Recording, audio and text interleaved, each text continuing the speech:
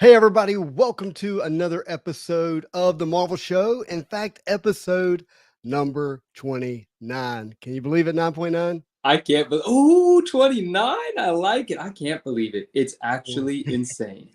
Yep. As always, I'm here with my co host, the one and only 9.9 newsstand, Hello, Manu. How's my it going, my friend. friend? Really well. How are you tonight? So, I got a question for you. Do you like get into the holidays or you like feeling the Halloween vibes at all? Yes, Halloween, October, the month of October, the season, the leaves, the spirit of the haunt. Like I love it all. I love October. I absolutely love Halloween. I've contemplated decorating the background with like webs and skulls and stuff. I just didn't commit to it. But Well, yes, so I do I love like it. technically I have like costumed figures all around me. That counts as That's Halloween, right? That's true. Yeah, absolutely. Absolutely. And I bring the Halloween mugs every now and then. Today I didn't, but I've always got the little, What you got? I just Oh. got my San Francisco one today.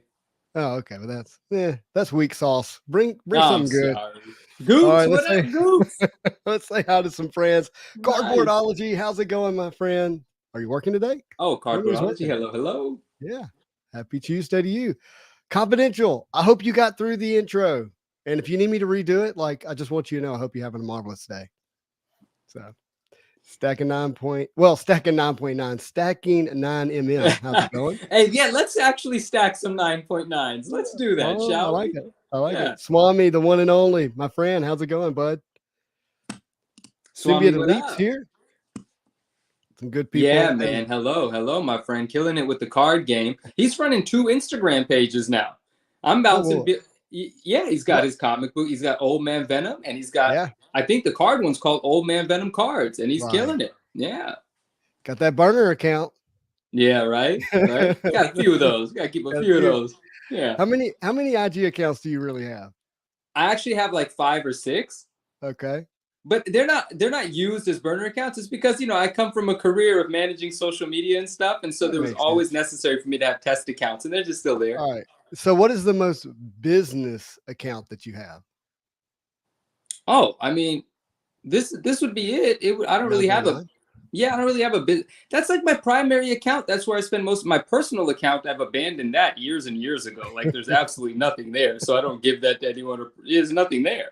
Yeah. I decided those couple of hundred people I went to high school with, well, I haven't talked to them since then. The heck do I need to be on that page Got for, all, you know? is that like the photos of your food and stuff, like when Instagram first started out? I used to do the food photos, it didn't really happen unless there was a picture of it, sort of philosophy. But man, the This heck with all that. Man, if I know it happened, it happened. is true. Yeah. So Naj was trying to manifest us together. Like one day we're going to totally surprise people. It's going to be one screen. Yes, We can have both of us absolutely. in it. And Naj, thank you for being here. I know it's late. I know you're tired. And if you're still hanging out with us, thank you. Oh, I got to take a minute Yeah, and go just ahead, say, dude. because, dude, Naj, that table that you made, friends, if you're not aware, remember that super big book that West Coast Avengers showed us? Dave showed From us a West Coast, super big Dave. book, right? And Naj has that book as well. The what is it called? The director's edition or Something like something? that. Artists. Some Yeah, the art artists. it's like all the original art in a big book for Todd McFarlane books. Mhm. And Naj made a custom table for it. I mean, took the plexiglass, I mean, all kinds of stuff that I couldn't even fathom doing. She architected it, designed it, put it together. It's a reel on her page right now. It's her Yeah. latest post. You guys have to check it out if you haven't, because I mean, it's insanely good. you Like hear it's the phrase coffee table book, right? Yeah. She actually makes the table out of the book. Yeah. And we said that jokingly. We were like, We it's so did. big. It's like the coffee. She literally fabricated the perfect fitting custom coffee table It's for the the book. one time in history where that's what she said actually turned out. Hey, that's really true. Oh, Naj, I want to talk to you about that too. Naj said, I am humbled. And you're very gracious, Naj. You're Aw. amazing. And you're just so talented and so modest. But I Mhm. want to talk really quickly about I am humbled. I never understood what that means. Like if someone's showering you with compliments, how are you humbled rather than your head? Like I don't puffed understand. up with pride. Yeah, how does it seems like I feel like I'd be humbled if I got the ego smacked out of me, not a compliment. I'm just confused about the saying. This is our 3 conversation to talk about humility. Like, You're right. Okay, sorry. We'll be what- back, guys, with this yeah, one. we'll be back We'll be for back. later. Like, when is it okay to say I'm proud, but it not be pride? Yeah. When's So okay to be anyway, I'm but- humbled yeah. by all of our friends being here this evening. Here's what we know. Naj, you're amazing. And if you thought of yourself as awesome as we think of you, you would be the most prideful person in the world. So Oh we yeah. appreciate the humility. Yeah, that'd be kind of that might We'll just do all of the prideful stuff for you, my friend. That's it. That's exactly right. Blanca, hello. Yeah, Blanca, we got Rivalry Sportswear in. Rivalry, Awesome. hello, my friend. And who else we got here? Oh yeah, I love podcasts. Goops. Oh man, the Goops are here to stay. This is going to be a Goop night. I love podcast says, "Are we going 3 hours tonight?" My friend, I don't know if we are going 3 hours. Everybody, tonight. just take a guess. Just take a guess, and let's see where we end up. Okay, yeah, we'll just do that. Because I mean, 3 hours. That's weak sauce. We went 4.5, almost 5.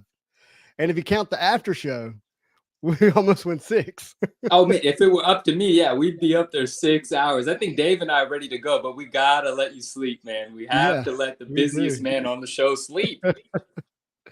That's all right. I'm very happy to be here. So I've got some fun stuff, but I got a question for you. I've been thinking about this afternoon. Like, hey, what is Manu's favorite Halloween movie? Oh, what a good question. Wow, there's some really legit scary movies. So we're starting with the fact that you've actually seen Halloween movies? I've seen quite a few. I mean, I grew up on, Michael Myers, on Freddy Krueger and all of these things. I was just, what's hilarious in Manu fashion, in Meg Ryan and Devil Wears Prada and all of this. I'm about to tell you, my favorite Halloween movie is probably Nightmare Before Christmas. Oh, I know what you did last summer. That's what I thought you were going to say. Oh yeah, that one too. I absolutely love Nightmare Before Christmas. All the Halloween movies were so good. Freddy was the man back then as well. And I always used to get Jason and Michael Myers mixed up, not because I can't tell them apart when I see them. I used to forget which movie was whose. You mean like the tall killer white guy with a white mask on? You got those confused? Right? Like what the heck? the white mask. You couldn't outrun them even though they were just walking like this? Yeah. Oh, you gotta love it. There's nothing better than those old movies, man. Mm-hmm. I don't know, but there's a lot of great Halloween movies, really scary, like The Exorcist. Like what a classic, Probably the scariest movie I've ever seen is Wonder Woman 2. Well, I don't like horror movies, so I won't watch it. Look, I took my wife and kids to go see Wonder Woman 2 on Christmas Day. It literally ruined Christmas. Really? It was bad. It was that bad of a movie. I didn't know that we had a Wonder Woman 1, so I didn't even know there was a Wonder Woman Wonder 2. Woman 1 is legit. Like, it's great. When did this happen? I feel like you're talking about when was Wonder Woman? I don't know. Wonder Woman 1 was like 6 years ago, 7 years ago. But missed it completely. Yeah, it's great. Like, it was made like Captain America, the First Avenger. Like, it has that same vibe. You've seen it, right? Nope. But Wonder Woman 2 is so bad. Like, dang. Yeah, People Confidential says it was bad. He said so it was bad. Oh, Super Efkin Man, what up? Oh man. Well, okay. What is your guys' favorite Halloween candy? Nerds, Starburst, Skittles, Reese's Pieces, any candy. Chemical candy. Chemical candy. No, thank you. Don't come at me without anything that doesn't have chocolate on it. Gobstoppers. No. Okay. Oh yeah, I'm with Dave. I refuse as well to think that Manu doesn't know who Gal Gadot is. I've never even heard that name. I have no idea what Gal Gadot is. Google. All right, Googling. Gal Gadot, Googling. Oh my gosh, Blanca, I'm so disappointed that you like candy corn. Ew, Blanca. I mean, listen, I like it because you like it, and so I respect that. But ew, candy corn. My wife likes it, and like she's not allowed to eat it in front of me. Oh, come on, that's harsh. I'm just kidding. It's not allowed in the house. You know what? Hey, Tootsie Rolls is legit fun once a year for sure. Oh, that's I didn't know that was her name, and I do know who Gal Gadot is. I just never knew what her name was. But yes, this is an individual that I do. I am aware of. You are aware of, yeah. Your eyeballs have seen her, and you haven't forgotten. have indeed, and haven't forgotten. She's a very attractive lady. My goodness, to say the least. Bryce Oh, says, thank you, Bryce. first of all, thank you, by the way, for the super chat. It means a lot. Hits me right here in the feels. Yeah. But he asked the question everybody wants to know: how much to get Manu to watch Marvel movies? I would never charge any of my friends for it, but to take 2.5 hours of my life and sit there and watch something, I'm just incapable. I've tried. I just can't. Like 25 minutes in, I'm like, let's do something else, please. This is not doing You anything. just got to get the right movie in front of you. I think so. Or I have to have such a busy day already that I'm not feeling like I'm missing anything during that time. I'm restless. Manu needs a job for him to watch Marvel movies. That's what he just said. Oh, no, I do not want to wait. Oh my gosh. All right, so you're not going to go see Black Adam. That's the new movie that's out right now. Guys, I'm going to say this too. I don't know who Black Adam is. I did see a bunch of stuff about it. Apparently, it's like a black spandex outfit with a lightning bolt on it, and it's The Rock. I don't know anything else about this. Yeah, that's basically it. It was okay. Yeah.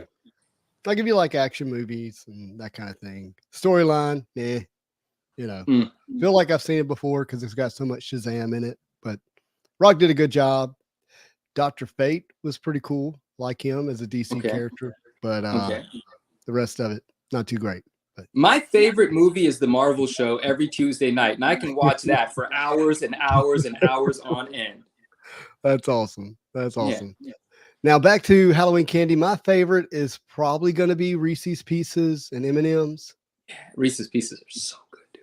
Oh, can we take Blanca? Blanca, don't be mad at us. We now love, what is it called again? Candy corn. We love it now. Blanca, she left us. We said something bad about candy corn, and we never heard from Blanca again. I can't take it back. I hate candy corn. All right. Well, Justin's gonna stand on that.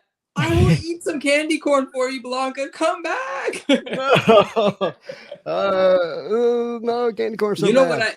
There's something that I like less than candy corn. Wait a minute. That's I'm sorry. I interrupted you. I love that the first candy out of Justin's mouth didn't have chocolate at first statement. What did I say? I said I thought you said Reese's. That's definitely chocolate. There's a hint of chocolate in there. It's a chocolate shell with color candy, right? That's like my only way that I can actually endure lots of chocolate because I'm not a big chocolate guy, but you put it with peanut butter and I love it. My mind's blown. He's saying it does not have chocolate at all. What? Here's how I like my Reese's Pieces. I like a big thing of butter popcorn, and then I pour Reese's all in it, and I shake it like this. Ooh. And the Reese's settle into it, and then I chase the Reese's all the way down, eating the popcorn and the Reese's I'm together. so proud of you. That is like such a unhealthy thing to do. I'm surprised that you do it, and I think that's fantastic. Engineering at its finest, like putting these two elements together. Really did Nas show you how to do that? Did she architect that for you? I'm not surprised if she did, though. That sounds really delicious, man. Really delicious, actually. Yeah, it's so good. Yeah, Blanca, come back. Confidential. You see what we did? I gotta shut my big mouth. My goodness. All right, so I want to show you guys something. All right, as you are aware, I'm a huge, fan of Marvel Legends. Right? They're everywhere. Actually, have. I would say well, no, that's not true. I'm not as big of a Marvel Legend collector as I am a Marvel card collector, but they take up a lot of space in my life, right? Mm-hmm. But I have some Marvel Legends that I want to open for you guys tonight. So we're gonna do some pack ripping, just not the kind of pack ripping you're thinking. I'm excited about that. You ready? You're gonna open some action figures? I am. Oh yeah, let's do it. Do you read that? Hasbro Selfie Series. Selfie Series? So Hasbro did this thing recently where you could get an action figure made of yourself. Oh, no way. Yeah. So here, let's spin this around just a little bit so it doesn't look so bad. But all right, so you can see these pretty well. Which one do you want to see first? I had one that's Iron Man and the other that's Spider-Man. I really want to see the Spider-Man first. Like I want to say save the best for last, but I want to just get to it. Well, who knows which one's the best? Okay. Right. Oh God, it's Justin. It's a Justin figure. It's a Justin figure. Hashtag pack. Hashtag pack. Hashtag rip. And All right. friends, I didn't get a chance to say hello to everybody. Hello, everyone. It's really nice to be here with you, and I'm going to make sure I go through the rest of these chat messages in just a moment. Yeah. So, all right, let me tell you a little bit about this. So, you actually had to scan your face. They had this whole app, do this whole facial scan thing. Wow. And so okay. I did that, right? And oh my goodness gracious. Are you ready? Yeah. You think you're ready? I'm excited. You excited? Oh my God. Now I'm scared and nervous and everything. This is so bam. Dude, that looks fantastic. No, it doesn't. That's Let's terrible. get a little focus. You're a little blurry. Let's get a little focus here. Let's get focused. Come on, focus. Focus. I want to see if they got you right. Why is it not focusing? All right, it's starting to focus, and it's not looking much like Justin. Nope, it doesn't. Doesn't look much like Justin, but you know, I think they got the hair. I think they nailed the hair. Yeah, the hair looks fine. Why is that not focusing? That's weird. Because the camera doesn't recognize who it is. That's it. That's true. All right, let me see if I can get it to focus. Hold on.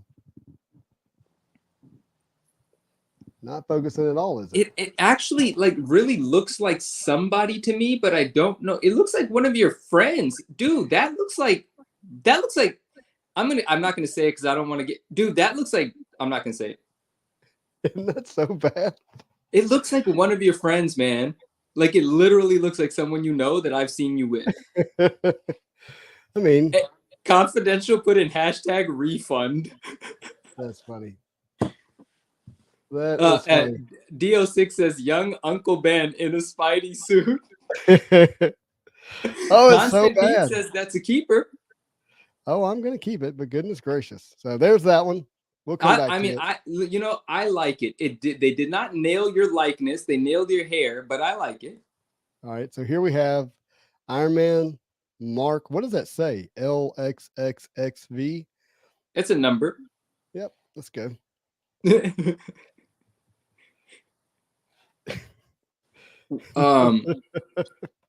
Why do you look shocked? Why? I don't know. I was trying to get expression? I was trying to get in this, like me just in a natural pose, but I don't know. I don't understand like the coloring on the face. Do I have a red nose? Like why? That's funny. I'm just a little like there's a lot being said in that facial expression. It's almost like you were eating and then you noticed something that shocked you and you didn't swallow and you're in thought. You mean like I'm on the toilet? But you got a mouthful though. Yeah, like what's going on with the mouth too? Anyways, yeah. And wait, do you have a goatee? Have a little. Well, I mean, like a little bit.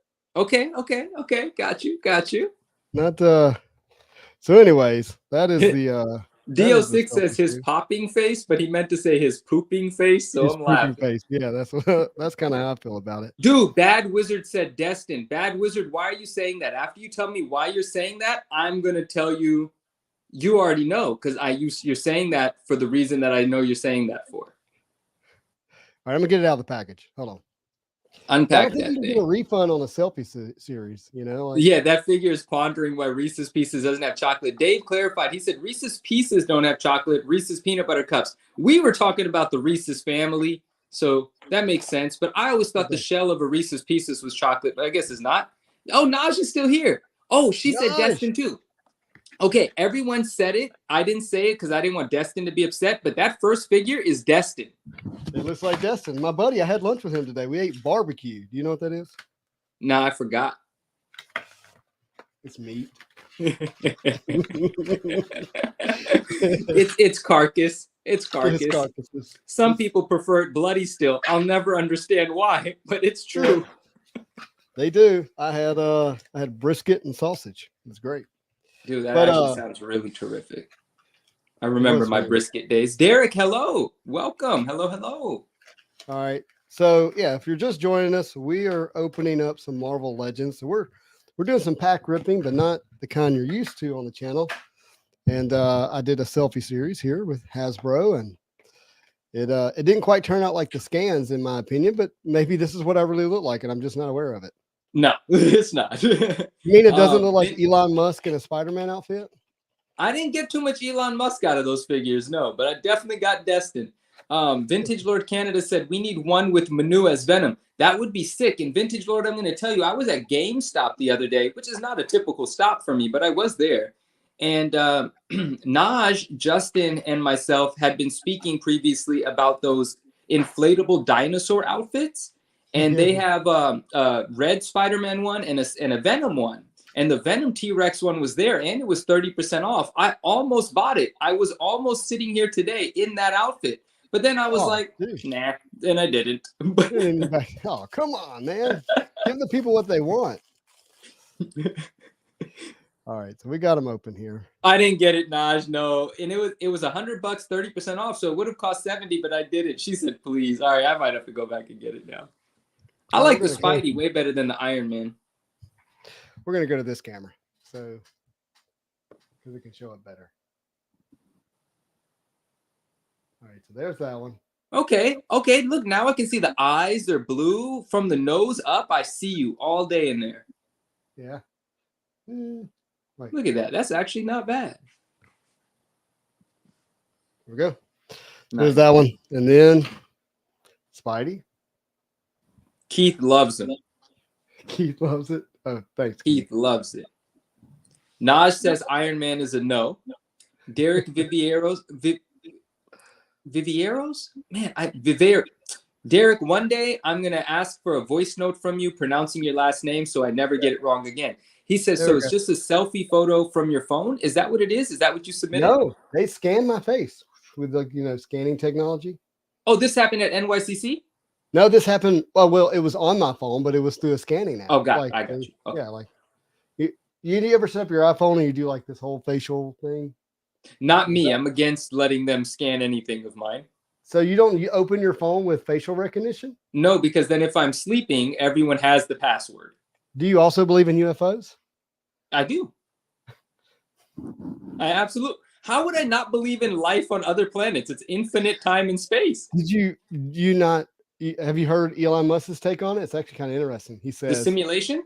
No, he says, look, he's like, first of all, there's nothing that he's seen in all of his exploration of space that shows any indication that there are aliens of any kind. And with the size, scale, diversity of space and the age, if there were aliens, there would be a lot of them. So where are they? The problem of not having the aliens. And so anyhow. Here, well, I want to carry on with that just a little bit. Derek says it's not infinite space, but here's what I'll say.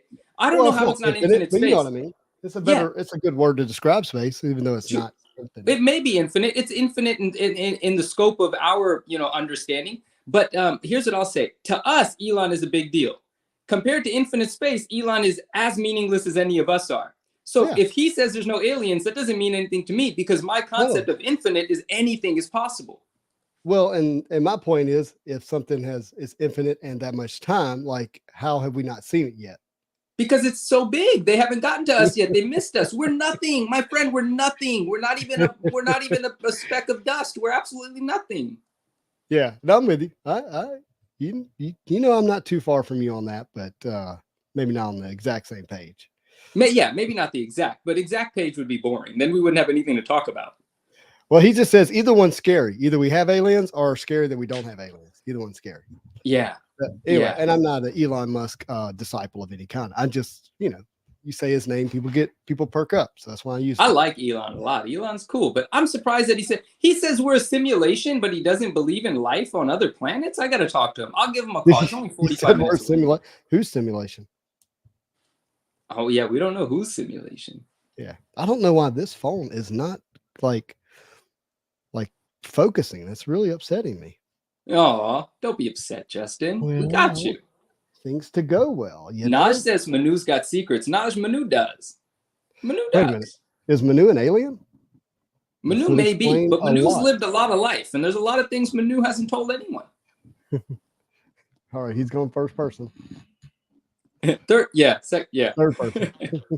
Hey, Derek, tell me again why you said it's not infinite. He said it's not infinite space. I'd love to know. Well, space is expanding. right? Hmm. But the question is, what is it expanding into? This is going to be a great three in the third hour, because I have some life philosophies about the meaninglessness and how freeing it is to accept that. It's really amazing. You recognize Manu this? has seen. Hmm? Oh, I was just saying, do you recognize this? No, no. I mean, no. What is that?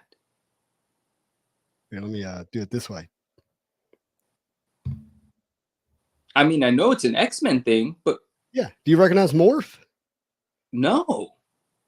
Morph. He was in X-Men the animated series. He was he's a character that they kind of ripped off, but he was created for the animated series, and he was Oh, killed in episode 1. oh, I didn't Kind know of. that. I'm not familiar with him like that. Wow. Yeah, so kind of killed in episode 1. He shows back up later. But the thing is you think about cartoons in the 90s, the fact that they killed somebody in episode 1 is a really big deal. I can't believe you don't believe in UFOs. You did you say that I don't believe in UFOs? Yeah. Yeah, I mean I basically don't. That's a good way to say it. Derek says, well, I will say this as far as meaning, our society has pushed the find your purpose in a way that has put a lot of pressure on us, especially young people. Yeah, Derek, I want to say this, and I'm going to expand on this later. This is my personal belief. It doesn't have to align with anyone else's, but this is my personal belief. The purpose is to live. That is it. That is literally it. We've been given the gift to be here and experience, and we shall experience. And that's it. And then I don't know what comes after. I'll find out when I get there. But yeah. No. All right, I'm This is busy. Morph, huh? Yep, this is Morph, and I he like how they did his jacket. That's pretty good detailing right there. yeah, they did a good job. This is the animated series, so it has what the animated shading, but this one doesn't have too much. I thought it was like Nice. Cyclops without his glasses or something. Well, I mean, look, it looks like a Cyclops, I'll show you. West Coast, I love that. He said, besides living, my purpose is to bring as much comic love to everyone. Absolutely. We create our purpose. We create our path. We create what satisfies us in our heart and our mind. My universe is essentially the size of me and what I feel, and it doesn't get much more real than that to us individually, I think. Confidential. Justin's like, Manu needs to join me at church. Yeah. Confidential. I'm feeling that as well. I can feel it. Yeah, I mean, look, there's been plenty of books written like Purpose-Driven Life and all this kind of stuff. People attempting to find their purpose. I mean, we're 10,000 known years in history. I mean, we're not using words that haven't been used before. Things have been spoke before, and yet people still haven't completely figured it out. So I think you got to go outside of yourself to find it, not inside of yourself. And that's if you choose to look for it. Yep. Yeah. Because, there's a level of content you can have just by saying, I don't know anything, and I'm good with that. Yeah. Eat your marbles right. Church isn't the answer. That's for sure. Derek says, but this sheet, he said sheet, S-H-E-E-T, because he's a very respectful young man. He said, but this sheet getting deep. Hey, look, we're talking about the purpose of life and the deepness of space, and we're opening up action figures. Yeah, right. That's called balance. That's putting things into perspective, right? We could have this super deep metaphysical conversation, and then at the end of the day, we want more Marvel cards. Yeah. I would just say that for me personally, like to think that my 3.5 pounds of brain and gray matter is going to have figured it out on my own is a farce. Yeah. I think true. there's too much pressure to even try to figure it out. Like, what's the point? Who am I? Oh, look at that. That's nice looking. Yeah. So this is again, animated X-Men Jean Grey. So like I said, dude, these figures are great. Animated shading. People were pretty upset about her face. Let me do this. You can see it better. There it goes. I'm not offended by her face, but I'll I like it. What's wrong with it? Yeah. I think she looks like a Disney character. Somebody said, Justin, can you put your selfie Spider-Man with his arm around Stan Lee? Yeah, that sounds like a great idea. Oh, cool. Come on, Stan. People spend their whole lives trying, and the more you go, the more mystery is revealed. Yeah, exactly. That's why it's what's the word? An exercise in futility. No, you know the saying. Well, that would not be good, but yeah. Yeah, futility. I forgot. Just pointless, essentially. Where are they West going? Coast Dave said, "I want to know whose face offends you, Manu." Dude, faces offend me, and I'm not saying that in like I'm just saying there's certain people who I'm just like, get that out of here. No, and I'm not talking about attraction or anything like that. Sometimes you can get a read from someone's face, and sometimes what I read I don't like.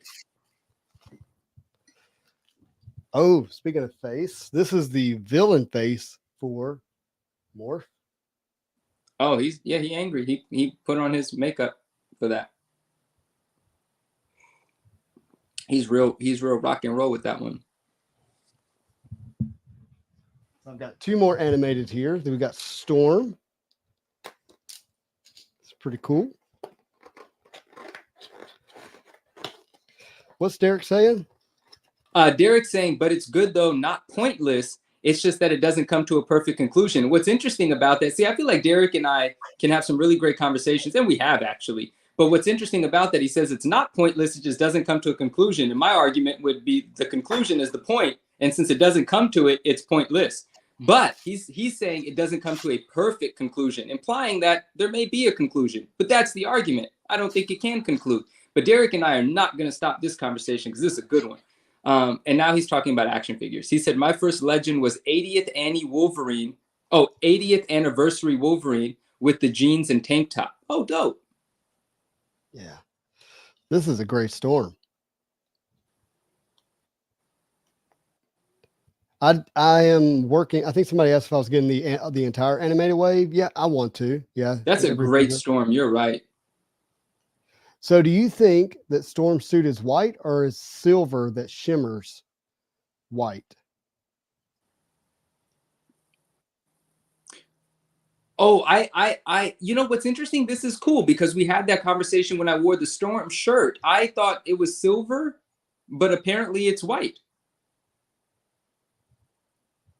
Oh, picking on my face. Sorry. Derek says, let's agree on goodness if there is an infinite goodness. I do believe in infinite goodness. I do. Yeah, what's interesting about goodness, in my mind anyways, is that, let's think about it this way. And I think I've talked to you about this, Manu. Like if I were to lock myself into a room that's like completely dark and has no light in it, right? Yeah. And I flip the light switch on, where's the light coming from? I'm sorry, we did have this conversation before, but let me follow you more closely. You locked yourself into a dark room. Yeah, so use your imagination. There's a room. Here, I'll do this way so you can see me. There's a room. The room has no windows, completely dark, and I'm locked in it. And I turn the light on. There's a light switch. Where's the light coming from? You mean not the light bulb? The light bulb, yeah. So it has a source, right? And by it, I see, correct? Which is useful. Right. And we would say that's kind of good. Okay. Yeah. Let's say I turn the light switch off. I can't see now. It's dark. Where's the darkness coming from? The absence of light. It's the absence of light. It doesn't have a source.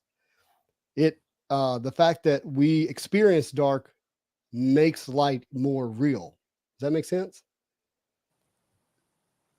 The fact that we experience dark, well, yeah, you don't quench a thirst unless you've experienced thirst. Yeah, like we appreciate, we understand, we have an experience of light because we've also had an experience of dark, but the dark doesn't have a source. It isn't real. It's just the absence of light. Does that make sense? That's an interesting one. It is. There's not a switch to turn on the dark. Right. There's just a switch to turn off the light and have the dark there. Correct. And so my point is the wicked and the evil that we see, it just proves even more that the light is real, that the good is real. Otherwise, we would not recognize it at all. But are you saying the wicked and the evil isn't real? I'm saying it's the absence of good. Is saying it's the absence of good an interesting way to not recognize it for being it? Well, so you get into a much deeper philosophical question about, is there anything good? What is good? Who gets to decide it? Right. And then you get into whether or not there's moral law, and then whether or not there's a higher law, and if so, who set the law into motion? Yeah. Is it an accident? And then you get into an even deeper conversation. Yeah. Like, was it created? Yeah. And if so, do they have the right to set the law? Right. And so you get into all this other stuff. So I'm attempting to keep it in the shallow end, even though I know people say we're getting deep. Yeah. Is that, hey, look, we just recognize that there's evil in the world, right? Whether you like it or not. Yeah. And rather than getting hung up on the problem of evil, I think there's some grace in it. And the grace is like, oh, wow, this is even more evidence that there is good. It's like if I were to walk outside tonight and I look up and it's dark, right? And let's see, all analogies break down, but the analogy is I walk out and it's dark. There's a chance that I'm going to stumble, right? There's a chance that I'm going to trip. I'm going to fall, right? But there might be a moon out, and the moon's out. It gives some light off, but the moon generates no light of its own. Right. It's reflecting the sun. It reflects the sun. In fact, have you ever heard about how dark the dark side of the moon is? I mean, no. I can't remember how many times darker it is than any of the darkest points on Earth, but it's like significantly dark. Okay. Like, right. Can't see your own hand in front of your face dark. But we know that the light or the sun is still shining because we see its reflection off of the moon, and it's useful to us. And to me, that's kind of what we're experiencing in this world. Like it's a dark place, unfortunately, but we still get to see that the sun is shining. Like there's still evidence that there's good, and we see it at times in people and in situations and whatever, even though the one who is the author of the light isn't necessarily visible, the evidence of its reality we do see. And the fact that sometimes we don't see it, the dark, is also evidence that it's real. I'm with you. I know we went pretty deep there. No, it's not that you went pretty deep. It's just I'm totally with you. I personally don't know. I recognize that without it being articulated so beautifully, right? Like the existence of good is clearly there. I see good all day, every day. I also see bad, and if we choose to perceive bad as the lack of good, I look at that more as a matter of speaking, just a perspective, but it doesn't for me it doesn't change the bad for me. The bad is still bad, whether I look at it as a lack of good or the existence of bad. No, it doesn't change the experience. I mean, a dark room's a dark room, whether somebody describes it as the absence of light or not. Like you can't see it, but it's kind of like the thought of I think C.S. Lewis says it this way. What if we had been created with no eyes? What if we never had eyeballs? Right. If we never had eyeballs, would we ever question the existence of light? Well, no. Wait, what? No, if we didn't have eyeballs, would we question the existence of light? No, to us, light wouldn't exist. Yeah. We don't have a way of recognizing it. There's a sense in which, like, even our questions is part of the evidence of what is. Yeah. You see what I'm saying? I like to revert back to like everything is just like a sea of perspective. And then it all kind of boils down to me like, we just got to enjoy our time here. We do. That's kind of what it all boils down to for me. What is this? Hold on. There's a show called See on Apple Plus with Jason Momoa, which really blows your mind. Oh, that sounds pretty cool. Like See, but not See as in the ocean because he's Aquaman. Yeah, and he's spelling it S-E-E.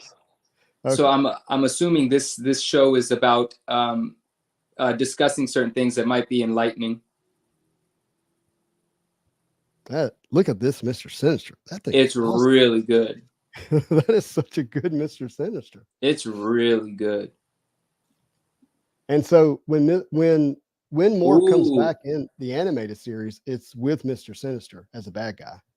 Zen, I'm very happy to hear that, Zen. I think it's very important that we enjoy our time. Times get tough, and sometimes things are hard to appreciate, but I do believe it's very important that we find some perspective and the ability to enjoy our time. I firmly believe that's kind of the meaning, and I'm happy to hear that, Zen. I am. Symbiote Elite says life is all about energy, the yin and the yang. Indeed, everything is energy. Absolutely agree with that as well. Oh, Derek says West Coast, you're right. I want to know what West Coast said. West Coast said, Naj, the balance was your coffee table. You legit stopped the word from spinning for a second. Oh, the world. The world, yeah. Oh, because Naj is so adamant in having us believe that at her core she's evil, which no one that knows her would ever believe it, and we'll just listen to her say it and continue to deny it, and she'll continue to tell us that she is, and we'll never believe it. But this box, I have this, the animated Venom. I love this. You do have this? You picked this up? I have it. Yep. I think it was my friend Venomized MG on Instagram. I think he was done with his, and I purchased it from him, still in the box, sealed. I think it was from him. I'm not completely sure, but I absolutely love this. I bought it for the box, to be completely honest with you. Mm-hmm. I love it. It's taken me a while to open it. Like, I've had it for a while, and yet I don't know. I don't know why I've been hesitant to it, but we are about to open. But nice. Derek says, say again, sorry. Well, I just wanted to see Naj's comment. And I want to know why my AirPods aren't working, man. I don't want to be yelling at the phone. I want to talk to you through these. You sound good, whatever you're doing. They're working now. Fantastic. All right, now I feel like I'm in here with you guys. Okay, so a couple of things. Oh, man. While you're opening that, Derek said West. Say again. Are you gonna open it? Yeah, I'm gonna have to get a second one. All right, get in there. Yeah, open that thing. That thing is gorgeous. And so Derek says, West Coast, you're right. And then he said, great appearance last week, talking about Dave being on the show. That was amazing. Derek, that's very kind of you to say. And then West Coast said, thanks, Derek. These dudes are my favorite, and I'm glad I was able to guest appear. Your family, my friend. And so you pop in whenever you'd like. What else do we have here? Oh, this is a good one. Eat Your Marvel says, why do people continue to move towards tech without a seemingly end goal? If we can tie our brain to a tech meta universe, we remove the ability for the brain to be damaged in everyday life. Wait, so are you saying it's good or bad? Let's get some clarity there. Yeah, my brain was going one direction, then it switched. Yeah, the second sentence made me think, yeah.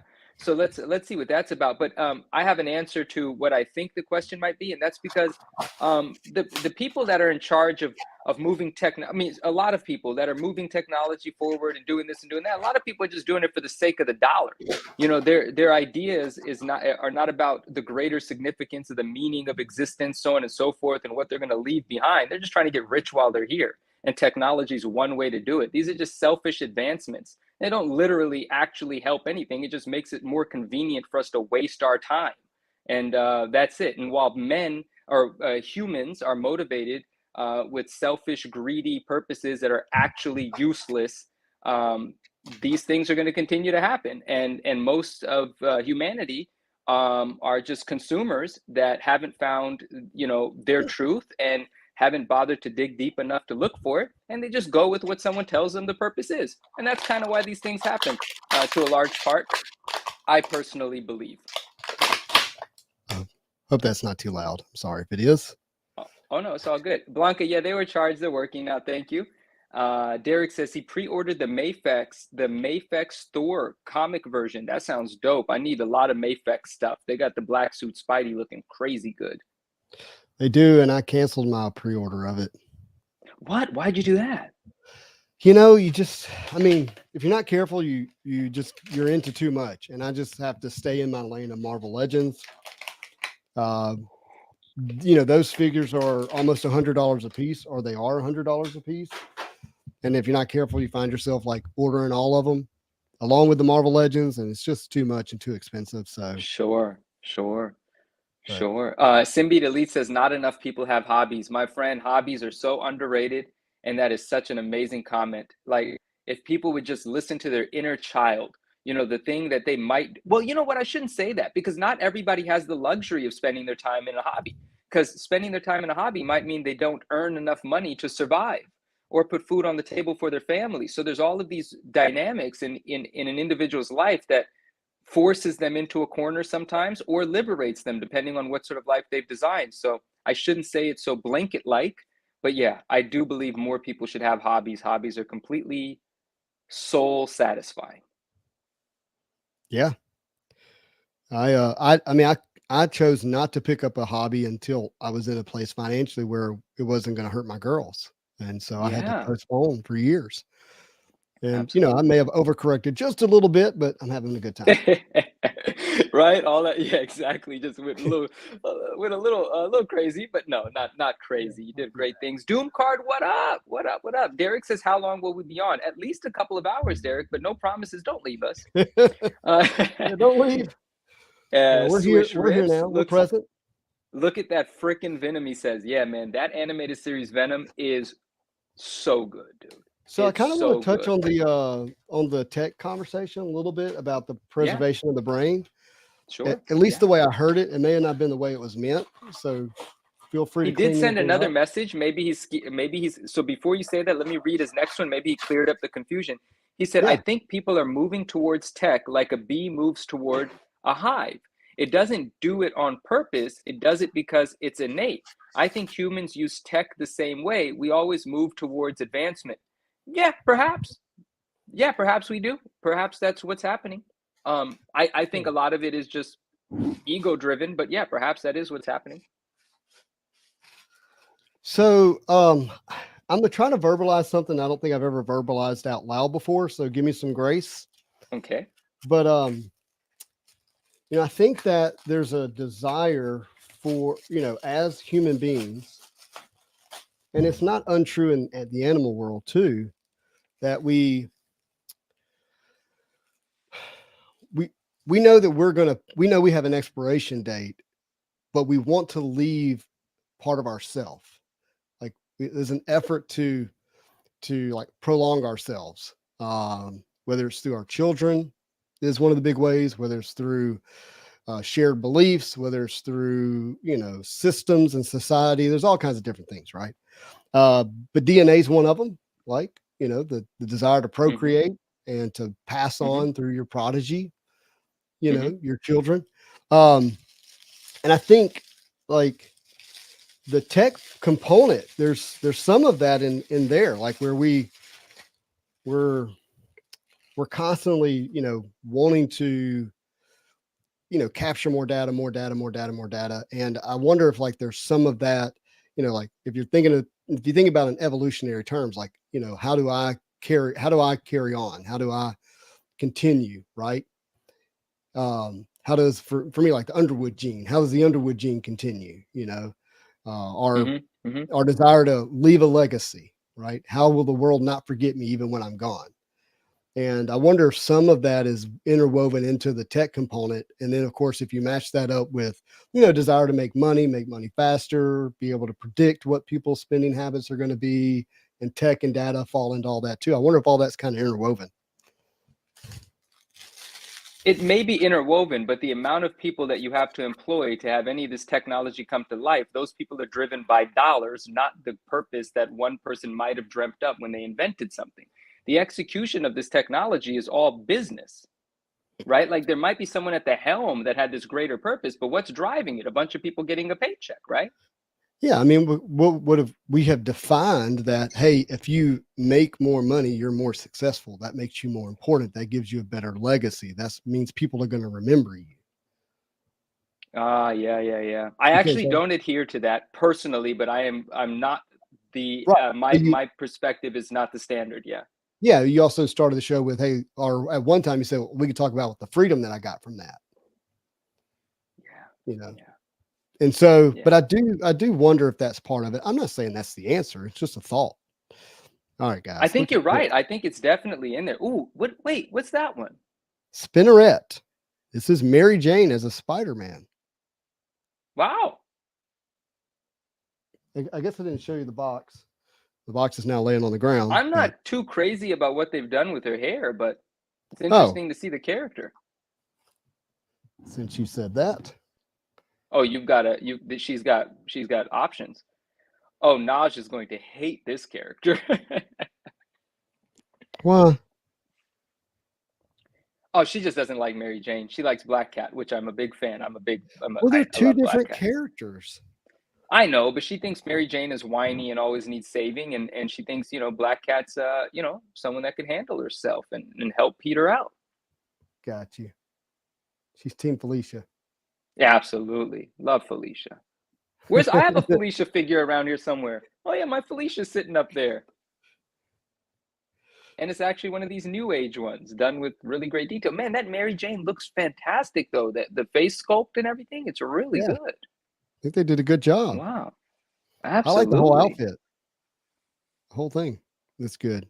Destructive Collector says, watching the Marvel show taught good vibes and set up some figs. This is part of that light. I love that. Oh, and man, thank you. yesterday was an Indian holiday. Yeah, thank you. Yesterday was an Indian holiday called Diwali. So happy Diwali, everybody. And it's the celebration of light, or the celebration of lights. Like, if anybody knows more about it than I do, forgive me for not going deep into what the holiday might mean, but it does revolve around light, the appreciation of it, and so on and so forth. There's a deeper meaning there, but I think it's fortuitous that we're having this conversation, and yesterday was Diwali, so very nice. Well, that's kind of cool. Yeah. Like that. But I think I've said it on the show before. Light, love, life. And in that order. Yes. Like, you got to be willing to get in the light, like be real with who you are and who others are. Because when you do that, and then you apply love to light. And when that's together, you get like abundant life, real life. And yeah, that's just my opinion. Derek left us for the sauna, but he'll be back. He'll be back. He's living that good life. He's living that good life. He's going to sweat it out for a little bit and he'll come back for some more.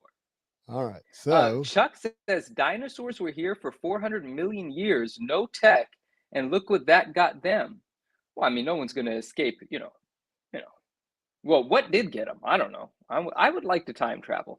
I can't tell. I think in my lifetime, I've seen like 8 headlines of like, we finally figured out what got the dinosaurs. We'll never know anything for sure, man. Everyone just running around trying to catch a headline for their own quote unquote legacy. No, there's no answers to any of this stuff. And that's the truth.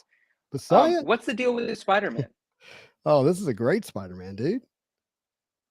The head sculpt, some people may not be the biggest fan of, but I like it. It's a little odd. I'm looking at it. I'm like, I'm something about it's jumping out at me is like it looks like something about it's strange to me. But I mean, I think it's fantastic looking, but the head sculpt is very unique. It's the way the eyes look. It's very unique. See if I can't get it to zoom in on us. Great figures. Great figures. All right. So I'm going to show you the cool part of this. All right. At least in my opinion, the cool part is we have toe articulation. Wow. I love it. Look at that. Now you could get that McFarlane point when you're styling your Spidey. You can really get that.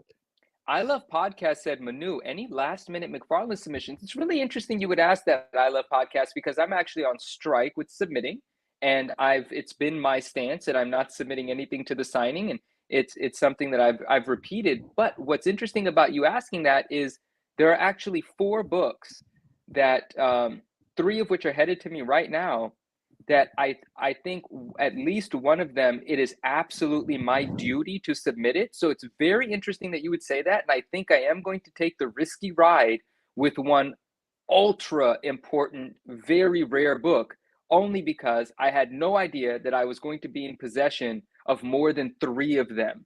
in some very magical sort of way. And I Very think one rare of them book, is of going which to I go. have 3. Yeah, and I like to tell people, just because I have a lot of something does not mean it isn't scarce, because you're not going to find a bunch more people that have a lot of that kind of thing. So it's still scarce. I'm just insane. And one of them is probably going. And I've already spoke to my friend that presses my books, and I've asked if he could make arrangements for this should I choose to send it. And he said, yeah, just make it quick. I said, I'll do my best to decide soon. I love podcasts. I'm going to keep you updated, but I think it's going to have to happen because it's sort of like it's not an opportunity we'll get again. So I'm going to have to take advantage, I think. Well, that sounds really cool. I can't wait to hear more about it. Oh, for Like sure. getting You guys into will. this pose. Yeah, oh yeah, I love it. I love it. Do you guys believe the theory that psychedelics furthered the growth of the human brain and even civilization? I didn't know that was a theory. I have no idea, so I can't speak to that at all. Psychedelics as in drugs? I think so, yeah. Yeah, I mean, I don't have enough experience with that, and I don't have enough evidence either. Like, Alonzo, what's poppin'? He jumped in. He's here. Sydney says, I'm sending 1 card. Sydney, which card are you sending? I want to know. yeah, I'm curious if it's a 90s card or a modern card. Oh, Stone yeah. Ape Oh, theory. That's going on the screen. the stoned ape theory? It's funny. Oh, that's good stuff. No, look, my experience with drugs is not a positive one. So there you go. And I'm going to keep my experience with drugs to myself and private voice notes for anyone that wants to hit me in the DM after the live. Yes. Oh, that's funny. That is funny. Speaking of, it was you that asked if I was going to send this for the signing, right? The 88 sticker. Oh, yes, please do. Just slide it in with the book. Just slide it in with the book. I have the whole set. I want them all unsigned. I'm going to keep it. Okay, It's so okay, cute. okay. Look at that little thing. All Oh, right. That's fine. That's fine. What else we got here? We got some good messages here. The muscles are disgustingly defined. He's talking about the Spidey. We got a lizard one we're gonna crack into as well. Animated. Oh, yes. Yes. This one's really cool, Hey, actually. Justin, let me ask you. I don't know if this is actually. I'll talk about this in a second. I'll take that sticker too, Manu. Thanks. West Coast, I got you. Well, let me get a couple more. I think there are 2 or 3 on eBay right now, but they're coming with entire sets, and the people are asking several $100s. Not that I don't think that's what the set should be worth. I think the set should be $1,000. I said it, and that's what I think, but it ain't. It ain't 1,000. Get it for like $150, $200. Condition I can't speak to, of course, but they're acquirable. So I got to tell a little story here. So 2021, my birthday, September 2021. A buddy of mine, he used to be pretty active on YouTube, is not anymore. Named Billy. Billy had a YouTube channel. I think it's still up, and you can go still watch these videos called "Watch Me Open." And Watch Me Open, yeah. He made a he had me on the channel for my birthday. I mean, and he was like, "Oh, I've got a huge surprise for you. You're gonna love it." And I think he's about to open a box of 2013 Fleer Retro. Like, that's actually what I thought the surprise was. As silly as that may sound now today, but this was before those boxes were, 20, 30, 40,000, whatever. And he acts like he's about to pan down to the table to open up the box. Sorry if that was loud. And he somehow was able to get his screen to start playing this video, and it was a bunch of people telling me happy birthday, which was really special. And one of the people was Christopher Daniel Barnes, the voice of Spider-Man from Spider-Man the Animated Series. That is very special. Yeah. And then at the same time, I feel terrible because wait, what? When was your birthday? What happened here? This was September 9th. What month are we in right now? We're in October. Oh, we've done the birthday thing then. Yeah. Okay. I felt plenty of love on my birthday. Okay, just know if I ever forget, which I normally do, I love you every day and double on your birthday, my friend. Double. There we go. Speaking of dinosaurs. Yeah, I like this. That one's good. That's a really great face. Don't chew the gum from the packs from the 80s. Good advice, Vintage Lord. Who are you giving that advice to? Who asked if they should? That's what friends are for. Right there. Dude, that retro lizard head is actually phenomenal. That's like the first appearance head. Yeah. That's sick. Come I on, love what dude. they're doing with these figures. And look how great his jacket looks. They got it all tapered and fitting properly. Like that guy's ready to hit the town. Why is this not zooming in? Come on. Do it. Do it. You got to Zoom you have in. to tap the camera like one of those cheers, selfie cheers. You got to tap it. Exactly. Watch it work. No, that's not it. But we got to tap, and I like that. Well, I'm trying to show you all this, but it's just not working. It says, when are we going to cover, Keith said, when are we going to cover the Ant-Man and Guardians trailers? I'm gonna talk about Ant-Man trailer in a minute, but I don't know that I've seen the Guardians trailer. Yeah. I'll cover that one. You go ahead and cover Ant-Man. I'll cover Guardians for us. I want to hear more about you covering that one. Yeah, I'll let you know all about it. So the cool thing about this, for years, in Legends, Marvel Legends, that is, they would not give us bendy wire, which means, like something like this, where the tail will bend, because it was supposedly some type of hazard. They would like make it where it had joints, Speaking of yeah. stoned apes. But now we got it in the lizard tail, which is really pretty cool. So I'm very happy. You're gonna like the way you look. I guarantee it. The Men's Warehouse. That's hilarious. That is funny. All right, let's pop that head off. Let's put the tongue one on. I can just hear the animated song in my head. Spider-Man. Okay. There we got lizard. Let's put him over here. So that's cool. We're not done, actually, guys. Damn, you really you bought them all. Well, some of these have been just like they've been waiting to be open. Are those sealed packs of metal behind the display? Sealed No, boxes? no. Those have been open. I don't have any metal that hasn't been open. I wish. Gotcha. Well, that's not true. I just lied. Sorry, guys. I have one pack, one individual pack that I intend to grade. All right. So this. Oh, nice. Cool. You kept one? Wow, Yeah. dude. How are you gonna like accept not knowing what's in it? Oh no, you already got your whatever you're supposed to get out of the box. You're convinced there's nothing in that. Actually, do you remember me telling you that I won or maybe it wasn't you, but I told some friends, hey, I won You a did. box. And it was a Well, pack. It wasn't a box, it was a pack. Yeah. It was that one. Okay. And so I just cool. Just decided to keep it sealed, and I'm gonna get it graded. So I don't know what's in it. I don't know what box it came out of. Wow, there's a lot going on in this one. Goodness gracious.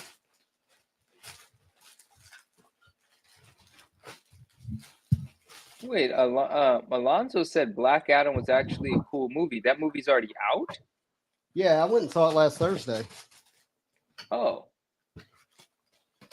Welcome to the world, Manu. I thought the trailer came out yesterday. No. So it was Ant-Man that came out yesterday. I dropped something. I gotta watch the trailer then. Okay. Andrew's asking, what did you think of Black Adam? And I think people like it. Justin, what did you think of it? It was worth the price of the ticket. It's not a movie I intend to watch twice anytime soon. That is not a compliment, ladies and gentlemen. Yeah, Manu. Let's do a 3 out. The three of you review the Guardian trailer. I'll join you and grade you on your review. I think I can play the trailer on the show, and we can all watch it in a minute. Oh, I'm down to do that, actually. Guys, Look, we're watching a movie together. Hey, Justin, is this actually episode 29 or is this episode 28? Because I couldn't find episode 27. Well, maybe I mislabeled last week's, but last week's definitely said episode 28. Okay. So. Well, yeah, that's for sure it did. Dang, look at this. Who's that coming thing out is of here? Huge. Is this the first null figure ever? That I'm aware of. Very cool. Marvel Legends. What year did Null happen? When was Null? What's Null's first appearance year? I know the book, but It what year feels was like that? 2015, 2016, something like Okay, that. Maybe I a was little sooner. definitely I was definitely not around at that time. When I came back, Null was in full swing, and I was like, "Wow, that's very cool."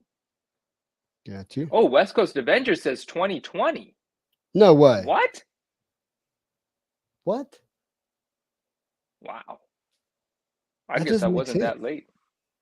Oh no, he Yeah. said he's way off. Never mind. No, he no, Okay. he's yeah, he's corrected himself. He was like, no, that's not Okay. it. See, this is why drugs are actually not good for the brain. Oh, Keith said, "Don't get me started on Noel." Keith, now I want to get you started on Noel. Does that mean he hates Noel? Yeah, Keith, that's not what you say to Manu when you don't want him to get you started up. Man, no, that's fine with me. And Cardboardology says, Manu, did you know there are symbiote dragons in the Null origin story? I don't know if I knew that, but I do remember Venom had wings at one point, and I was like, why does Venom have wings? Does that have something to do with the dragons? Because I didn't read those books. Just being completely honest. Dave, I'm not listening to you, Manu. What's he saying? He said that was the best shot anyone has ever taken. All right, so look, I don't know how much I can share because it involves family, but I had an uncle that I watched growing up on drugs, and it was not a good experience. I had multiple uncles I watched growing up on drugs, and neither one of them were a good experience. But one of them believed in aliens and crystal cities and all kinds of weird stuff. Would tie people up to trees and say, "Stay here, the mothership is coming." Well, yeah, I mean, Well, I'm not gonna add anything to that. I'm I listening to found you I found though. one uncle. I found one uncle up in the tree on a cold winter day, and I'm like, "Hey, uncle," I won't say his name. I'm like, "What are you doing up in the tree?" And he's like, "Well, I'm cold and heat rises," but he was very much high. So Wow. that's just some of I mean, the stories. oh, yeah. Um, yep, yep. I've been very controlled in my life, so my experiences are a bit different. Yeah, for sure. Like my dad said, once Personally for speaking. fun, twice for life. Say it again. Once for Once fun, for twice fun. for life. Oh, gotcha. Oh, I hope You I know don't how break people it. say, I'll try everything once? I'm not that person. There are majority of things in life I don't want to try. I'm going to tell you something, guys. I'm not daring. I'm not spontaneous. I don't need to jump out of a plane. I don't trust bungee cords. I'm even done with roller coasters. There you go. You're Now you know done. me. You're done with roller coasters. Like it happened, What's and the? you're like, no more. I mean, I used to enjoy them. I used to do every roller coaster, but now I'm like, yeah, this thing could break, That's true. and that's it That's for true. me. I had bungee jump. That was fun. I bet it was fun, but I mean, there are a lot of things that I find are fun, and I don't really want bungee jump. I love roller Sydney. They're great. They're really great. They're really great. I'm just, something wrong with me. I don't love all roller coasters. Rivalry There's Sportswear some. said, I don't even go in the ocean. I don't go in the ocean either. Dude, the ocean. Talk about scary. Wow. Hold on. Here we go. There's your answer. I just hate everyone being all on Null, who is like a 2012 origin character who they really shoved down our throats as a big bad with little build. As a big bad guy with little build up. Okay. I didn't know that happened. But Keith, you know what you're talking about. So, I'm assuming other people share that same sentiment as you as well. It's probably a divide then, because I also hear from people that absolutely love Nolan, everything Noel. There's the dragon Venom. Wow, those wings It's look so awesome. freaking big. I have to get it all in the camera. That's really sick. Who manufactured that figure? Matt, this is Hasbro. This is Marvel Legends. How much does something like that cost retail? Probably $75 for both. It's a 2-pack, so it's got the Null and this, so that's a lot of plastic kind of thing. Yeah.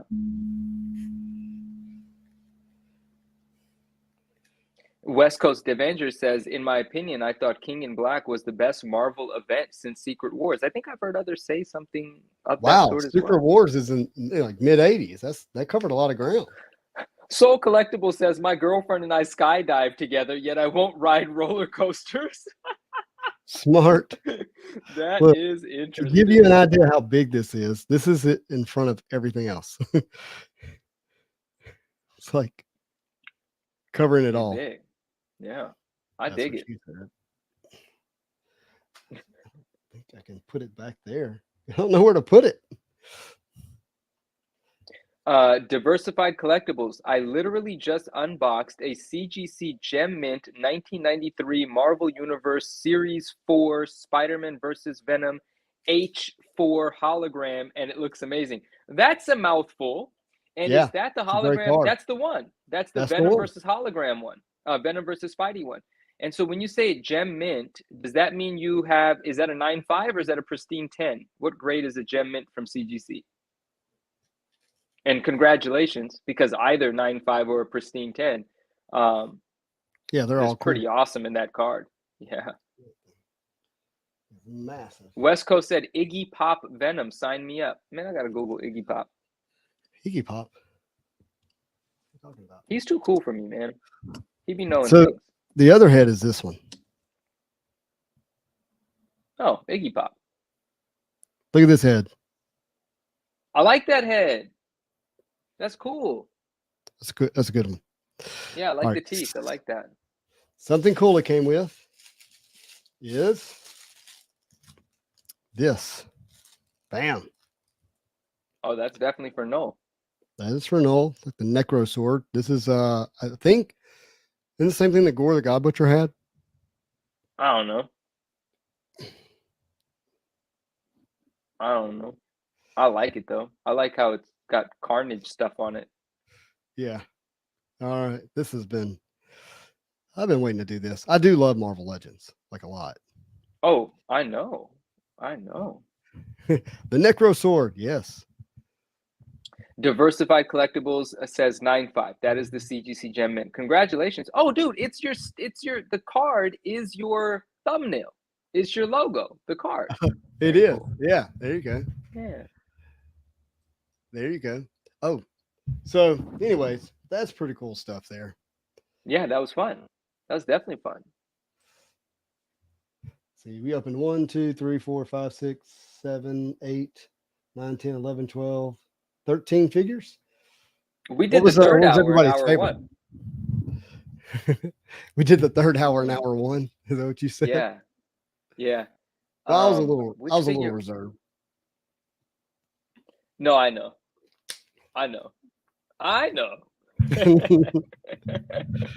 Yeah. Oh, Gore the card found I'm it. sending to. Oh, sorry. Yeah, he says, yeah, Gore found it. It fit on a Feld god, was retconned later to be the Necro Sword. What does Feld mean? A fallen god who had already fell. Oh, okay. He had felled. Sydney says the card I'm sending to the McFarlane signing is the Beginnings Hulk 340. That's cool. Oh, it's Wolverine. Yeah. Yeah, Yeah. that's very cool. My first experience with CGC graded cards, and I'm pleased it was graded accordingly, along with Spider-Man 2099 red foil CGC 9 mint from the same set, both accurately graded. Fantastic. Okay, so nice. I want to answer this. Did you pick up the Galactus? The Galactus is the HasLab, and it was supposed to be delivered today. My tracking said it was going to be delivered today. It said it would be delivered by end of business day.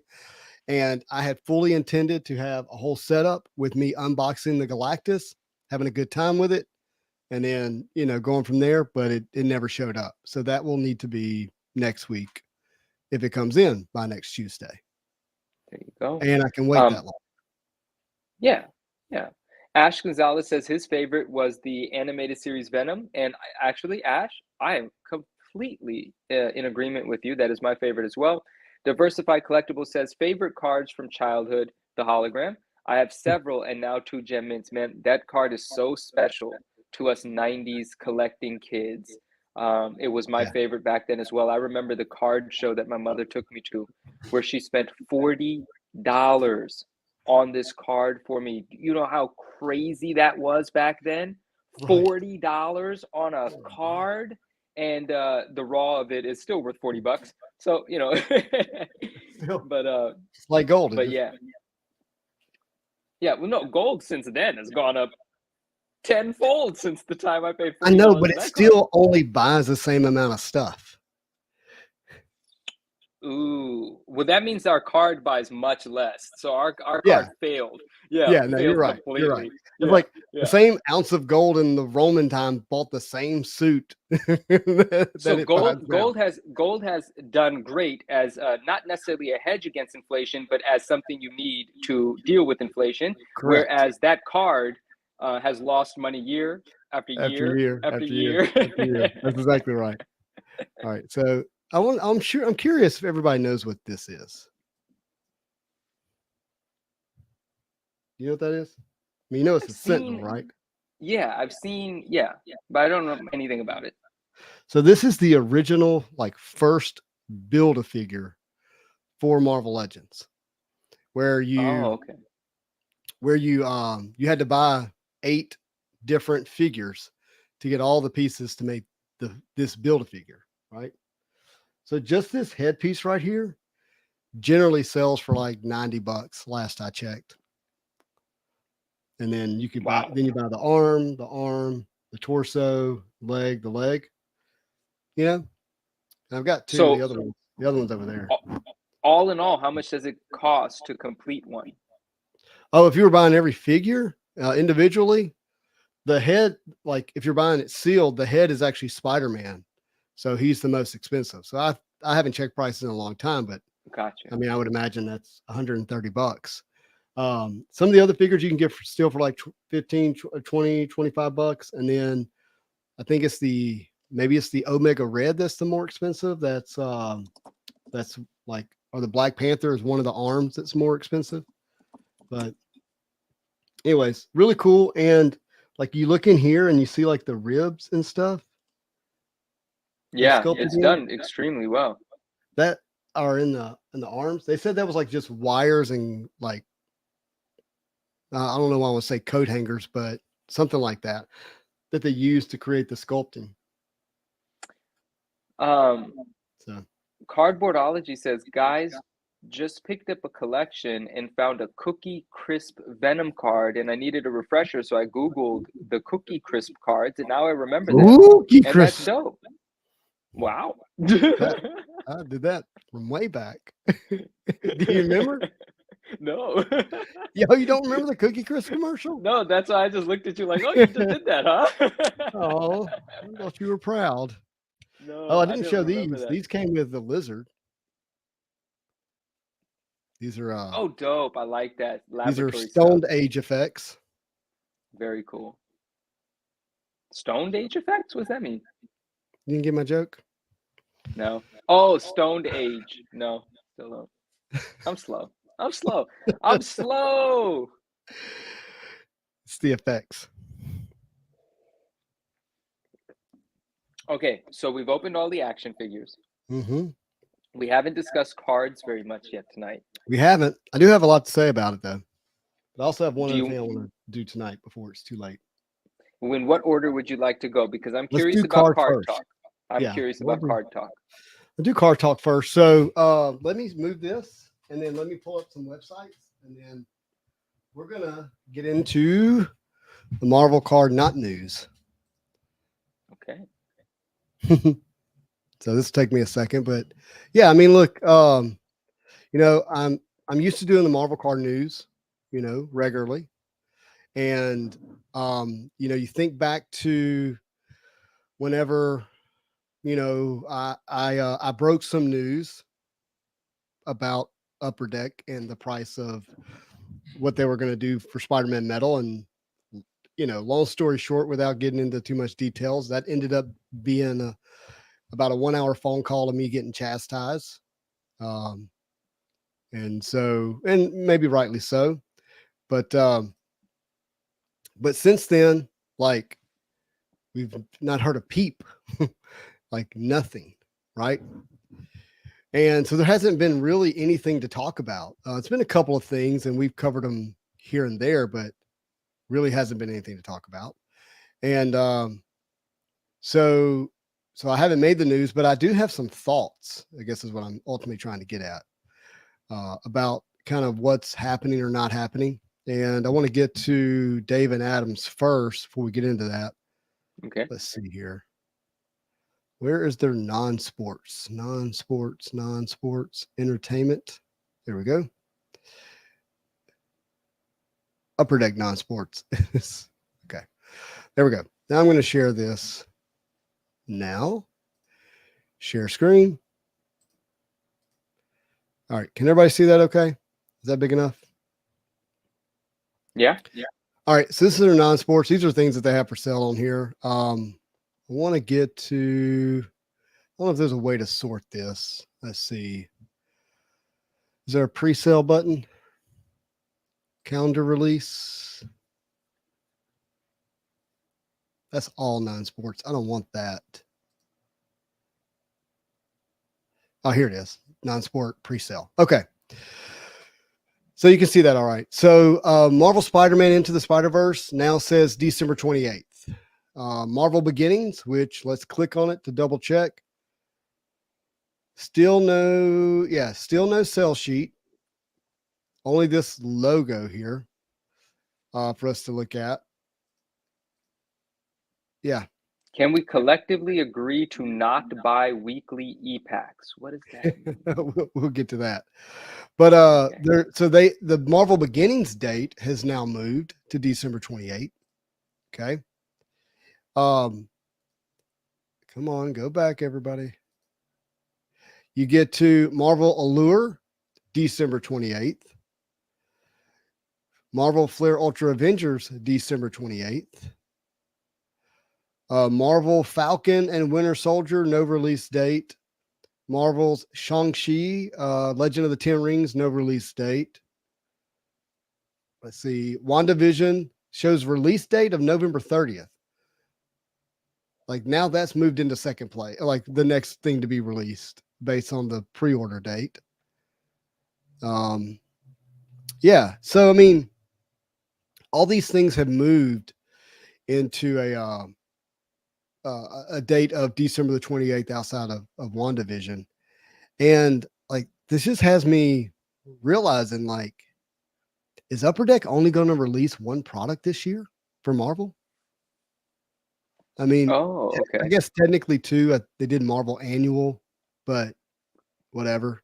That's a yearly release product for the most part. But like 1 to 2 products for the whole year, it's just, to me, it's just so disappointing.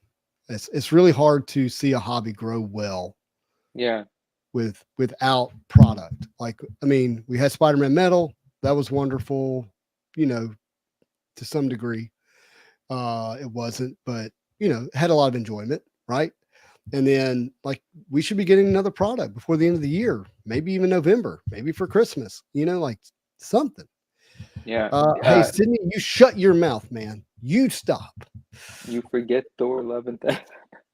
That's an e-pack thing only, and it's really not a release like I'm talking about. But yeah, I mean, technically that is something. But like they're just I like not what doing. Dan has said here. What does he say? Kind of rich for Upper Deck to get mad at you. They should look They in the should mirror. look in the mirror. Yeah. I mean, I hear you, and thank you, Dan. And Man, there's something I gotta say. It's not gonna be favorite. It's not gonna be a good thing. It's not a good thing. It's not a Okay, go good ahead. thing. Listen, man. Justin went against the grain. All right. Mm-hmm. There are people that have companies that appreciate when people with influence, I'm just gonna use that word, talk highly about their product. And when they don't fall in line, those people in positions of power, they get upset about it. And that's Mm-hmm. just what's happened. It happens all the time. It happens in every sort of business. There's no reason to ignore it. There's no reason to act like that isn't what happened. There are certain people that call certain shots. And to me, I don't have any respect for it. If I don't know you personally, I do not care what position you hold. I don't care. So, Dan, I agree with you completely. But that's what happened here. You know, as long as everyone is playing the part that falls into the narrative that the company wants, everything's great. As soon as somebody voices their opinion, well, then, you know, certain privileges that they've allowed some people to have might be removed. It is what it is. But what fight are we fighting? You know, what's of more significance to us? Being true to ourselves, voicing our opinions, or appeasing these people that we don't even really know or have a personal connection with? Dan, I'm with you completely. I wanted to get a little bit of that off my chest. Not that anyone here doesn't know that that's my stance on these things. I just wanted to say it. Yeah, I mean, what I wanted to see happen is, you know, people were hyped up, whether you like it or not. That was true. I mean, I was one of them. And because people had missed out on buying boxes, of which there's not enough of, and prices had skyrocketed, and you know, people were going to go in heavy on EPAC, and I wanted people to at least have a night to think about the amount of money they were going to spend. Yeah. Because it was significantly more than what we had been, you know, somewhat told it would be. And, you know, whatever. But, you know, back to the non-news. The non-news is like they're still punting the release dates. Still not sure when we're going to get them. Keith says, and he's in the world of supply chain, so he has some sense of this. It still has to be supply chain and labor shortages. There's no other reason, you know. And I don't know how to talk about that anymore. But, you know, what do you do? Right. If that's still it, at least like talk to us, make it known, have some communication, like do something. But yeah, and just do my Marvel masterpieces, right? Please, Upper Deck, please. The set that I really want. I'm kind of with you. I mean, I think that, I don't know, I probably wouldn't go straight into Marvel masterpieces on the heels of Metal. I would probably release Marvel Allure. It's a little bit different audience, a little bit different price point, possibly. But give the community something.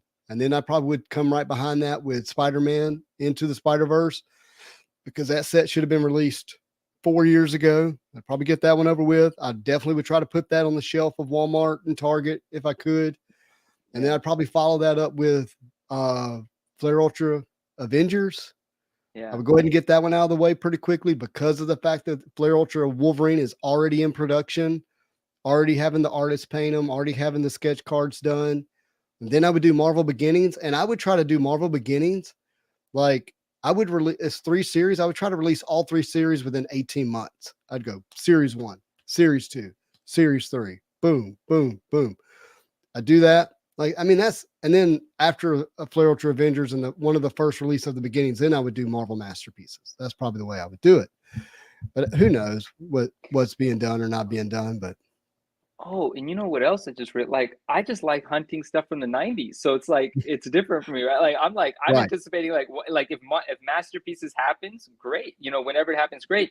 I'm not so upset about it because, oh yeah, I didn't even think about that. It's not like I'm even looking at any of these companies to produce anything to satisfy me. I already know everything I love. I just like hunting it. I'm a treasure hunter. I'm not a wait for a release date guy. I'm a treasure hunter. Right. You know, I like hunting. Oh, I forgot. I never put that into perspective. Oh, dude. Yeah. Well, that makes sense. Wow. And look, some of us are more like gamblers. Like we like the pack, open up the pack and the experience. Right. By the way, this Saturday morning, if all goes well.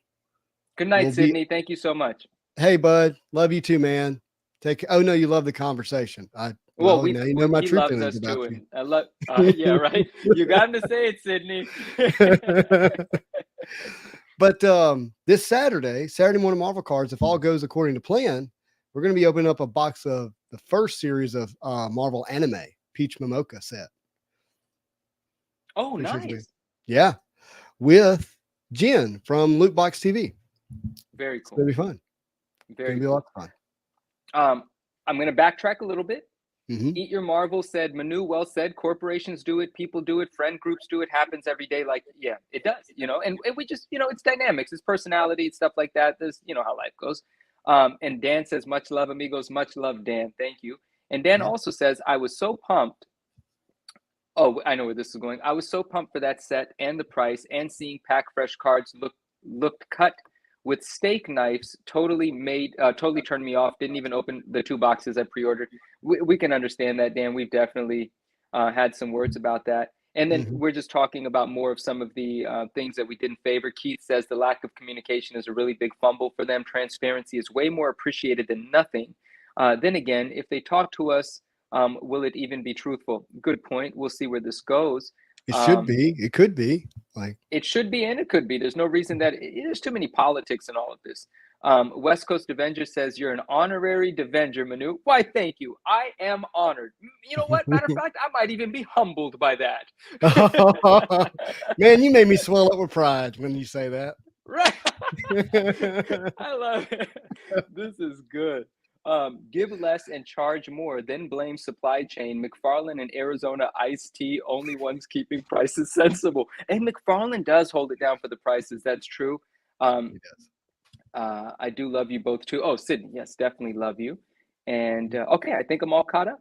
Oh no, Very good. RMS says, yeah, I'm a treasure hunter as well. It's so much fun searching for things. You never know what kind of nostalgia you're going to find. Absolutely. And we don't have to wait for anyone to produce it. We don't, nothing. It's all up to us. It's been there for 30 years. We're digging, we're finding, we're excited. We don't know what's around the bend. Johnny Bravo, what up? Johnny, that's this is like what you were late to. You missed this. Yeah, he opened all of those here. That looks so good. Oh, Brendan, what's going on, man? How are you? He's He in said trouble. he's waiting for his Peach anime box to arrive from eBay. Yeah, that's going to be a good box. Going to be a good box. All right, and I want to show you guys something else. So let me do this real quick. I'm going to Aslan, hello. see if I can. I want to do this without causing any issues. Hold on. I think I can. Well, I don't know. Maybe I can't. Let's see if this is going to echo. Yep. Yeah. I knew it would. Quick Hold test though. on. Yeah, that was a quick test. Let's see here. I'm gonna try. I want to show y'all something, but I got to be able to do it on camera. Hold on. I don't know that I'll be able to. So, Manu, question for you. Last week we talked about Marvel Snap. Yeah. Did you start playing? No, I have no interest to either. So no, it's not going to happen. I am appreciating all of the enthusiasm. I saw your stories. You were excited about it. I just live in a different space. Like I just live in a completely different space. It's really weird for me. But You I never play saw- games on your phone. No. Life is a game. I'm playing one big game all day. Well, I don't want to play a game within it. I'm playing it already. Yeah. Oh, snap. All right. So I got a question for the chat. See, look at everyone loves Snap. This is what I've been hearing. Everyone loves it. People are comparing it to Pokemon Go and stuff. I want to know like what's like the highest level we have in the chat, like where people at? Rivalry said, level. honestly, I'm probably better off. Well, at least one person doesn't beat me up for it. Thank you, Rivalry. Probably. I mean, that's probably true, but I think it's to each his own. Everybody's life has different things that fit into it and make sense. Yeah. Yeah, like I generally avoid games. For the I don't most know how part. you have the time for any of the stuff you do, Justin. Like I commend you, Well. and that's my goodness. I appreciate that. But yeah, I mean, look, I have fun with it. That's you know, that's what I'm doing a lot of the times. But I don't play a lot of games. But Marvel Snap caught my attention, and it caught my attention because it made me think about what what possibilities there are with Marvel cards to some degree, and some of the actions that Upper Deck could take to make something really popular. I mean, Marvel Snap overnight, boom, is huge already. Okay. Yeah. Go ahead. I'm gonna Diversified Collectibles says here, hey 9.9, do you have YouTube vids? I like your vibe, bro. I want to say, my friend, thank you very much for that. That's extremely kind of you to say. And this is my YouTube presence. Justin, our friend here, is the reason that I'm here every Tuesday. And this is the extent of it, except for West Coast Adventures. Dave, our friend, had me on his show last week. Simbeat Elite had me on his show a few weeks ago. And so when my friends invite me, I do show up. But this is where I am every Tuesday. Maybe there will come a day where I have a channel so I could just, vibe with you guys on other days of the week as well. But I just want to say thank you so much for that message. Appreciate you, my friend. That's very kind of you to say. Yeah, that is really awesome. Yeah. Well, Doom says, Justin, have you opened any of the Mondo X-Men figures? No, I do want the Mondo Wolverine, but I haven't I haven't opened any yet. Aslan, Wait, Justin has a Mondo is a clone. company. Yeah, Justin has a right. clone, just like how Ben Riley is Peter Parker's clone. Oh, wait, Mondo. Can we talk a little bit about the company Mondo real quick? Yeah, go I ahead. know them to be a company that makes really, I don't know what they do as their primary, but Mondo has prints, these beautiful art prints that sell out all the time. They're super desirable in some of these designs that they have. Is Mondo a figure company at its core? I don't know, to be honest with you, but I only know that they did a 90s X-Men figure, and they announced it before Marvel Legends announced their animated series figure. But they made a Wolverine where he's laying in the bed and he's holding the picture of That's Jean. them? I love Mhm. that. I love that little desk statue thing. That's so good. And everyone's made every meme in the world because that's a scene from the animated series. Exactly. That's so Exactly. good. Yeah. You're okay. exactly right. So that's Mondo, and no, I have not picked it up, although I kind of would like to. Okay, I think I'm going to be able to do this. Hold on, Enter Studio. I think I'm going to get this to work now. Okay. I'm about to find out. Allow, mute. I think I'm going to be able to show you my phone like I wanted to. That's what I'm talking about here. Were you able to pick up Spidey versus Wolverine PSA 10 package? Oh, No. that means you got the card from him. You got the I card. did get the card from him, and we did a Congrats. trade. And just so everyone knows, like I still have a lot of stuff to ship, including this. Hey, my friend, if it's with you, it's with me. So I'm completely fulfilled. Well, I was going to ship stuff on Saturday, and as soon as I finished Saturday morning Marvel cards, which is going to answer my dad's question here in a second, Okay. my wife had me the rest of the weekend. Long story short. So Leon, okay, got you. Yeah. I did open that Saturday morning. I opened up with cool cards. Yeah. Yeah. We had a great time. 1995 Flair Ultra X-Men Chromium edition, which is great. Yeah. Yeah. Ton of Not fun. a box you see opened ever. No, you really don't. And I'm glad I got to open it with him. I would like to open one by myself one day eventually, just to have that experience, but it was good. All right, so we're gonna get, for those who haven't seen Marvel Snap, like it's actually a lot of fun. So I was gonna play a quick match here real quick. So you I'd love to know what you guys are all doing. So let's see. Well, you're not going to be impressed, but that's okay. Okay, yeah, it's fine. I say that's not fair for me to say, but that's just my guess. Yeah, you're right about me. So I built a deck, and did you ever play any deck building games at all? No, I never played any of the TC. No, like Magic the Gathering and all of that stuff when it was happening in the back of the comic book store. I was on the front looking at wall books, and that was happening in the back. Never knew what was going on. Totally get it. So so this is a deck building game. I chose to build an all X-Men deck here, and you're basically doing it. You got to have low numbers and high numbers. They each have power sets, and then where you play it also has, like this says, the card with the highest power here will get +3. So our cards. Whatever this is will be revealed later. So I got to hurry up and play. So let's just do it here. Sorry. Okay. I could tell I was running out of time. So now they're playing a card and they're playing it there, and so he got +3, right? And now I can play. So, but down here, this says what I can play. I can play anything that has a power of 2 or less. And so like I can't do Apocalypse, right? And so let's see here. I want to do this. We'll do that. But you've got to win 2 of the 3 here. Okay. Got to win 2 of the 3. And you get so many rounds. And so now this goes to 3. Now I can play cards that have a power of 3 or whatever it's called. And now we know what this is. Add a squirrel to each location. Okay. Well, that really does nothing. So now what I'm going to do is, I'm going to play this here in turn. So now you are playing other people, I believe. Like, I thought that was the thing about it, right? Like, aren't you? Well, I don't know. Sometimes you might be playing the computer. I don't know. Like, I wish I could just like find my friends and play them. And if you can, please let me know. And guess what? My name's Spidey Hits on here. So yeah, like, you know how to find me. And West Coast Avengers about Mondo, he said Mondo started as prints and then went records and figures. And pins, and I'm sorry, I'm yelling, and high-end licensed apparel. Yeah, I know I'm screaming. I'm So so sorry. excited. That's cool. That's very cool. Mondo is now owned by, oh, he said Yuck Funko. Is that actually the company's name, or are you saying you don't like the company Funko, so you're calling it Yuck Funko? All right. So I'm in trouble here because the power set's 5, but I happen, unfortunately, 2 of the 3 that I have out here have power sets of 6. So I can't play them. So this is a good way to lose. So what I'm going to do here is I'm going to take my chances. That's 8, that's 7 to 7. I'm only going to be able to play one more time.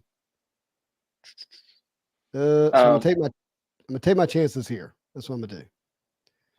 And while you're taking that chance, I'm going to read Johnny Bravo's comment. He said Mondo started out doing high-end limited movie posters. That's very cool, and that's what I like. Yeah, I remember stuff like that, or just awesome prints and stuff. I have one of their Shaun of the Dead exclusives. Congrats, that's awesome. That's very cool. Yeah, so we're gonna go here. We're gonna do this. You're playing Tetris. Is that what it is? Is it Tetris? It looks like Let's see what everything's happens about here. to just yeah. It's gonna be close.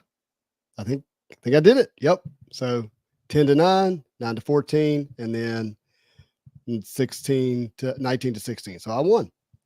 Yay. And then you collect Bad the Wizard reward. said he hasn't been able to find social features in Snap, so maybe there aren't the social sort of online connected element to that game. There isn't. Yeah, I haven't been able to either. But I think if it did, like, it would definitely be like the next level because I would be able to play, people that I know, and that would be a lot of fun.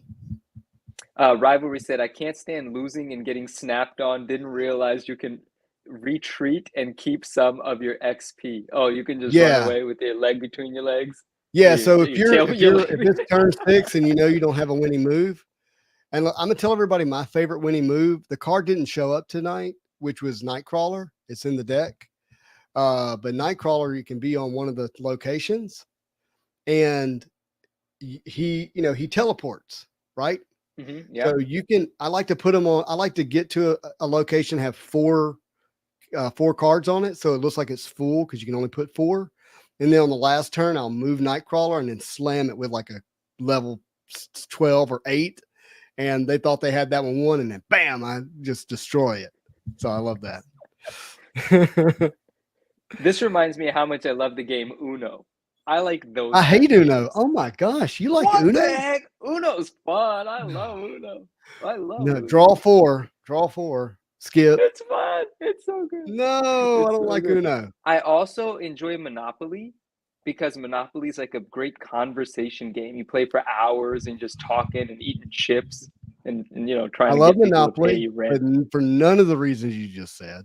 What do you like it for? Because it teaches lessons to dominate. Oh, all right. I'm not very competitive, Justin. I'm not a very competitive person. So I'm actually not competitive either. And right? Am I? I don't know. So here's how I would say it. I get accused of being competitive. Okay. Somebody said Uno is undefeated. Uno's the bomb. Uno is a good game. You just got done playing Snap. You're like, look at this guy's got to beat this guy. I'm in trouble. This is hilarious. We're the odd couple.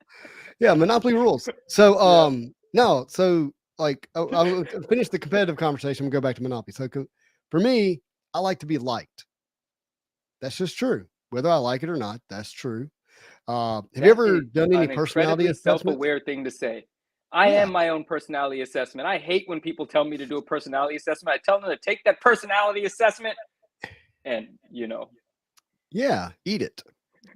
Yes. So personality assessments can be useful. They can be interesting. Oh, sorry, Naj. Naj had me do a personality assessment once. No disrespect to that one, Naj. Okay, sorry.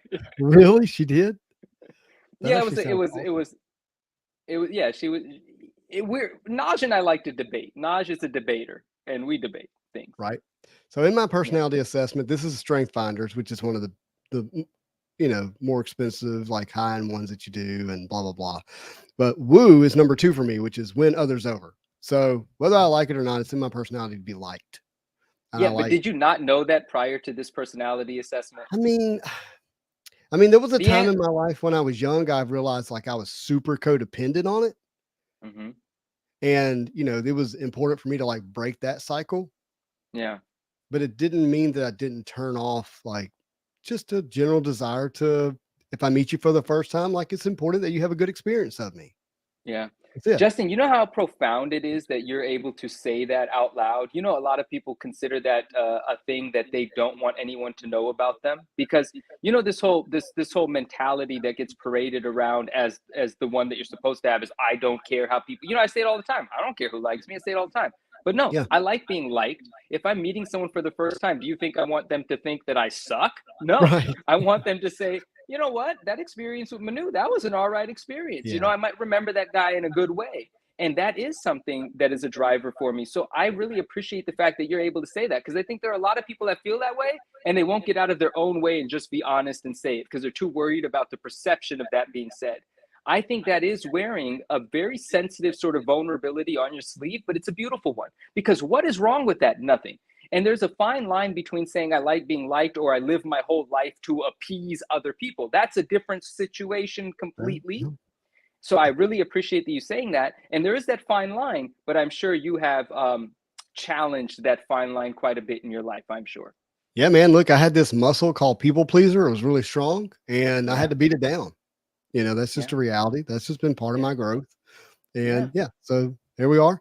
But the reason I say this is I get people confuse me with being competitive when the reality is people like people who win. And so Mm. my drive to win is much more connected with, the fact that people like winners. Wow. Very good dialogue That- tonight. So for some people, it's not enough for me to win. You have to lose, right? It's not enough for me to win. You have to lose. Like that's hyper competitive. Yeah, And I don't care. Like I want to win because generally people like it. But at the same time, I want you to have a good experience. And if you win, that's great, like whatever. yeah. I I guess I have experienced some of your competitive nature, but not in the way that I define competitive people, but like, you Mhm. know, like when there's a card you really want, you're like, no, I'm gonna get Oh, this card, man. yeah. Like I like to win. Don't get me wrong. Yeah, yeah, Like, of course. but it's Yeah. not that I want to see you lose. Right. And Right. but even that, like, I don't want to sit here now like I'm holier than thou. I'm not like, I just know that that helps people like me more. And so that's easier for me. It's a very there's yeah, I like this conversation. That's all I'll say for now because it's actually got my wheels Mhm. turning. And it's going to lead to more conversation later, but I don't think Yeah. I want to open up a whole can of worms right now But about what I'm getting back thinking. to Monopoly. Okay. Okay, yeah, So yeah. Monopoly, Forest Moon are you, Collectibles, love you too. Aslan, thank you so much. I had to say that. yeah, Philly Banks we have messages such here. good friends. With do you ever play Euro style games? I don't know why I'm asking this. I kind of know the Like, answer. what's a Euro style game? Catan or Catan, people say it Never heard differently. of it. Don't know. So No, no. in Monopoly, like after 2 turns, like there's somebody who's like very much already losing, right? Yeah, it could After happen. Yeah. 5 turns, you can kind of tell it's going to 2 people. Right. And then there's just this attrition where somebody's very much going to win, or are you going to play the game till its bitter end? Yeah. Yeah. Yeah. Yeah. You with me? Yeah. You Exactly. you call that having fun in a conversation, which to the other people who are competitive, it's the most miserable thing ever. Yeah, I don't care if the Monopoly game finishes. I don't care if there's a winner at the end or not. I want to Yeah. have a good time throughout the night with this board and fake money in front of us. So that's an American style game. A Mm, Euro style game is where there's action to every player virtually at every move. The winner is not revealed until the very end. And if the game is played correctly, meaning there's nothing overpowering about it, generally whoever wins, the score is very tight. It's okay. very close. So Okay. like the last few moves will really generally decide the winner. And obviously there are Okay. exceptions, right? Okay. And so that's a Euro style game, at least how I understand. We call them, those style tabletop games. But Monopoly is really fun because you get to negotiate, you get to barter, you get to do, all these different things, right? Yeah. Yeah. Yeah. I And like the and I like ownership portion of it. You know, the stuff that's cool about it. so Monopoly says, oh, go ahead. You about to say Oh something? no, no. Aslan said Monopoly breaks up friendships and families. It Yes, has the okay. potential to do so. It certainly has. I've had some experience of this where it's like, hey, we're gonna need some time apart. Right? But Yeah. in the rules of Monopoly, it says, hey, you can have house rules. Like example, do you Sure. put money in the center whenever you land on free parking, you get the money? Yes. Well, that's not in the rules. That's a house rule. Wow, I grew up with that rule. Yeah.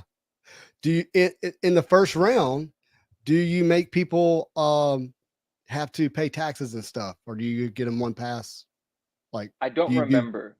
Yeah, I like just people remember have. collect 200. Like, Yeah, right. you Yeah, know. go to jail, go directly to jail. I So should say it's been over a decade since I've played. Like, I don't, yeah, people have their own house rules, but there's one rule that cannot be a house rule. You know what it is? No, You can't have shared ownership. And I used to do this. I've never done shared ownership. Like I would say, hey, oh, it's so brilliant. Like if you play with people that don't know like how to play, like know that Yeah. rule, what I'll Yeah. say is like, hey, look, you land on my place.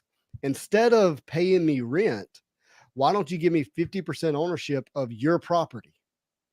Ooh, Which means if I savvy. land on it, we don't owe each other. Like I don't owe Nah. you, but if Yeah. anybody else lands on it, I get half the rent. Right. Man, I have won some games that way until somebody broke out the rules. It's like, you can't do that. And it's like the one rule that can't be a house rule. Like it's a no-go. It's like an overpowering move. So That's pretty cool. I didn't know about that. I didn't.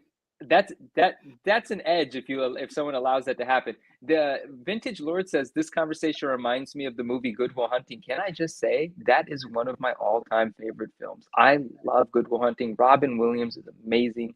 Ben Affleck and who Matt wasn't it Matt Damon and Ben Matt Affleck are Damon, I like think it's been a long time since I've seen they that. like wrote that movie, right? Like that was Did they? what did it for them. Yeah. Oh, That's an incredible film. I absolutely love that movie. well, I have to put up this comment. This like, well, Justin, you're a likable guy, so you have that going for you. It is not on accident. I love it. I love it. And I agree with that comment very much. So, but anyways, if you get a chance to play, so we say that Catan in the Euro style game world is like it's the marijuana of tabletop games. It's the entry drug. Oh, okay. Gotcha. Yeah. Yeah. Zen says one of his house rules is no buying property on first round. I never knew that rule. Yep. No one ever pulled that one out on me.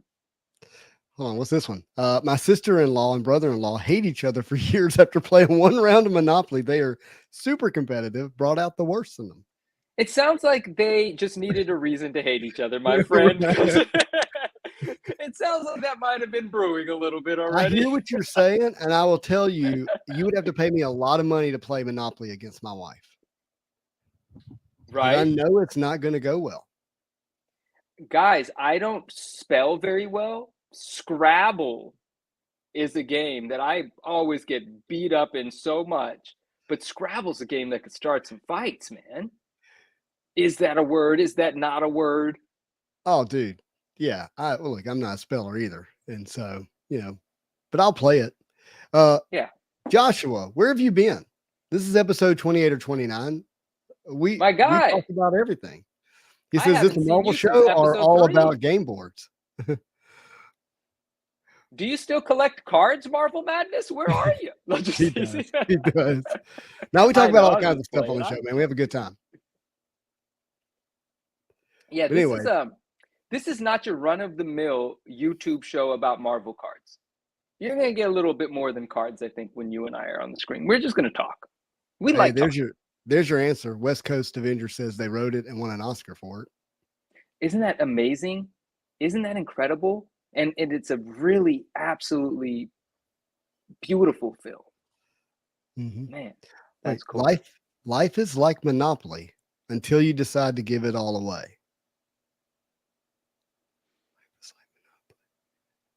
Until you decide to give that one. Yeah, there might be a lot there actually. Sounds deep. It does. It does. Well, What's Josh, Derek saying yup to?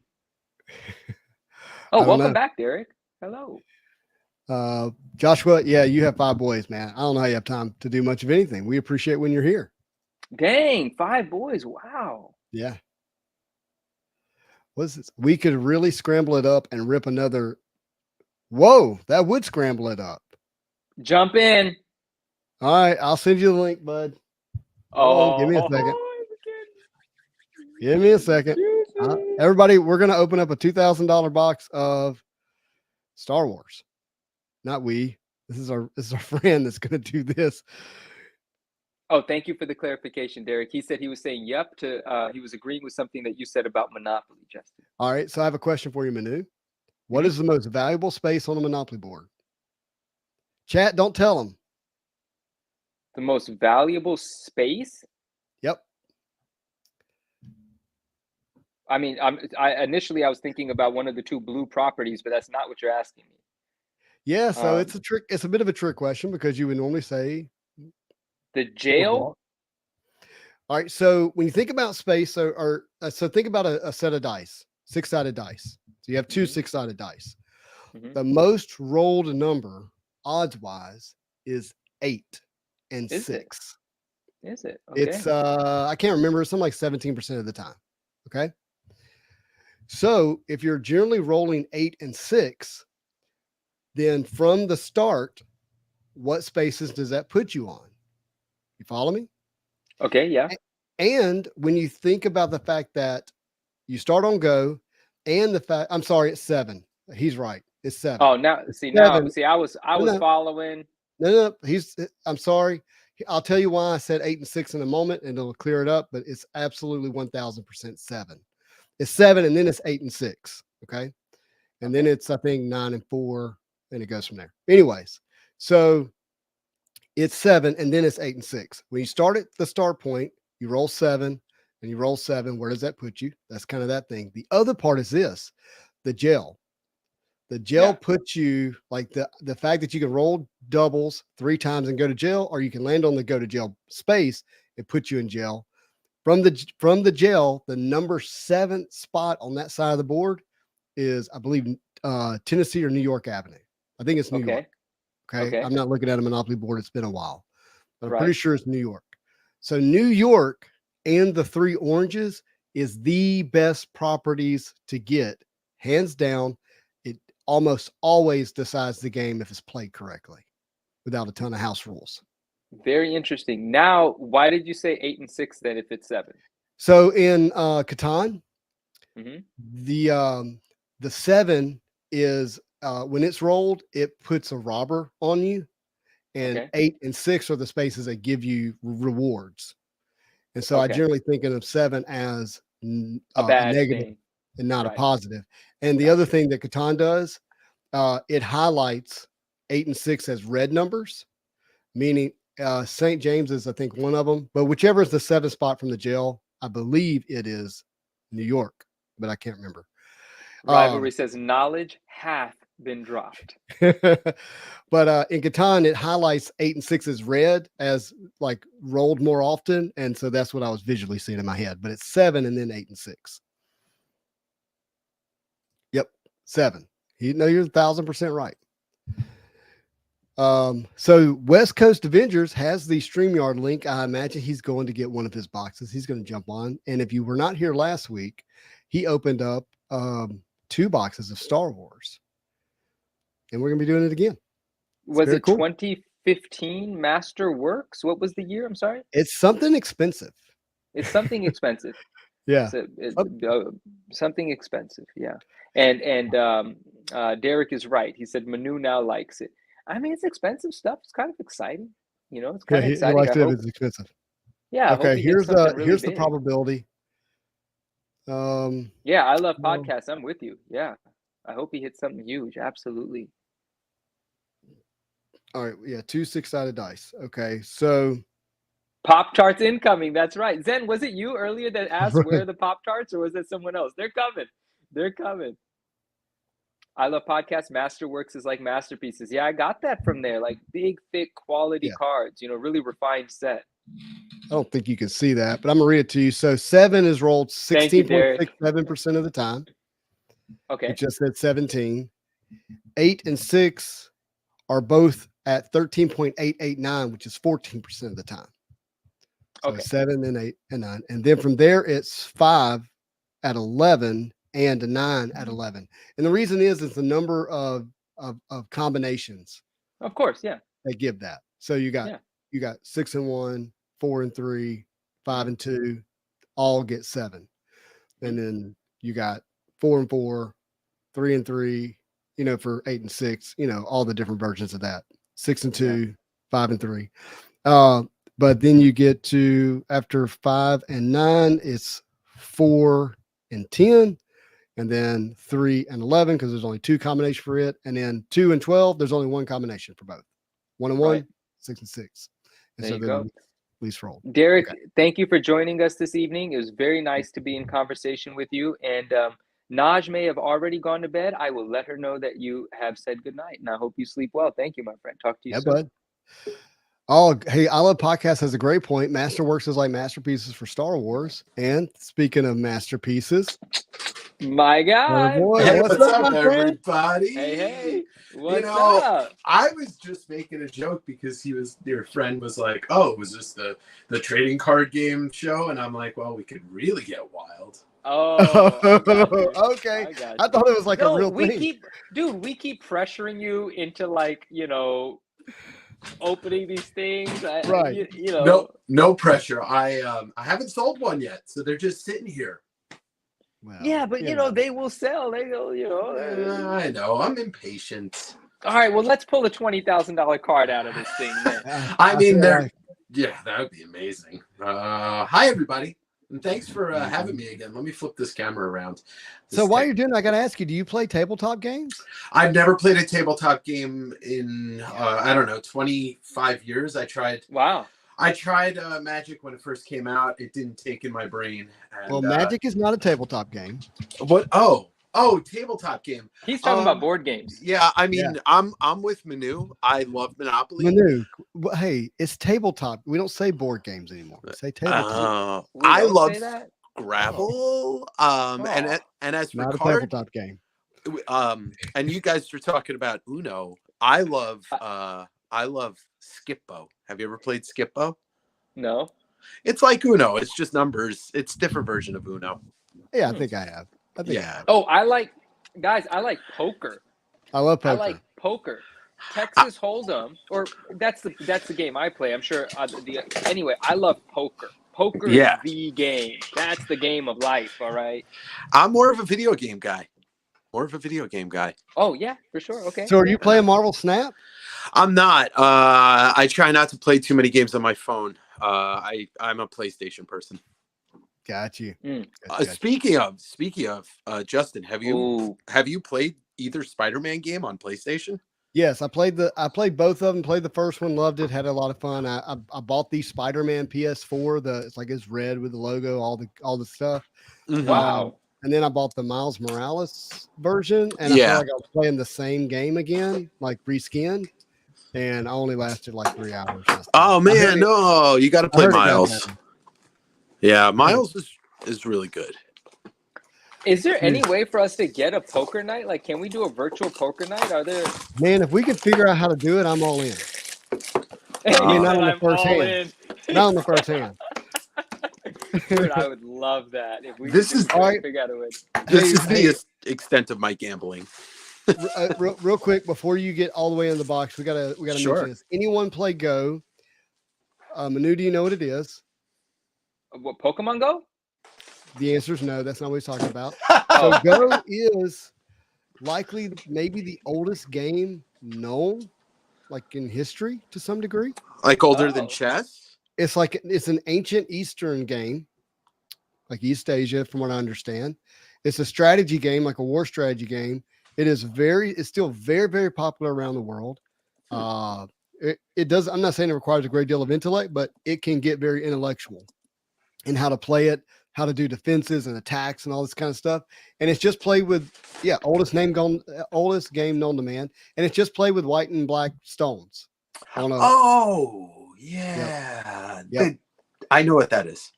Yeah. It's a lot of fun, but unless you're playing with somebody who's like 88th degree and Go, like level, then it's not fun at all. You just get destroyed. But Zen said older than Papa Hits. Yeah, he's older than 60. Whatever. I know the answer is no for Manu, but Justin, did you ever watch Lost when it was on? The TV show? Yeah. I got to the part where they got back to the land and he was a doctor, but then was alcoholic or something. It was weird and I stopped. There's this scene where they're playing Go at like the last season or something like that, and it's the White and Black Stones. Got you. Dave, the sketch you pulled in your last box, no one knew who it was last week. That was Ola, Jabba the Hutt, dancing girl in Return of the Jedi. Better late than pregnant. Hell yeah. Okay, cool. And that was an ad lib, everyone. That was Justin throwing the whole pregnant thing in there. I didn't list that one on eBay, so that's good to know because now I know. And the more you know. Oh man. Good looking out, yeah. Should we do this? We should do it. All right. And thanks for having me again. Hey, thanks for being here, dude. Yeah, I've been working this whole time while you guys were on, and then I'm like, I'm done. Wait, what happened? I missed that. What happened? Oh, I said I was working the whole time you guys have been on, just like pricing books and all that stuff. And then I just decided, I'm done. Hey, you know what, Dave, truth is, our, hanging out since last Tuesday hasn't stopped. We just didn't turn the camera back on until tonight. Right. That's true. Very true. I don't want to ruin my own YouTube channel, but I unboxed a 20 book submission from CGC today, and I am really happy with some of the grades I got on some. Sweet.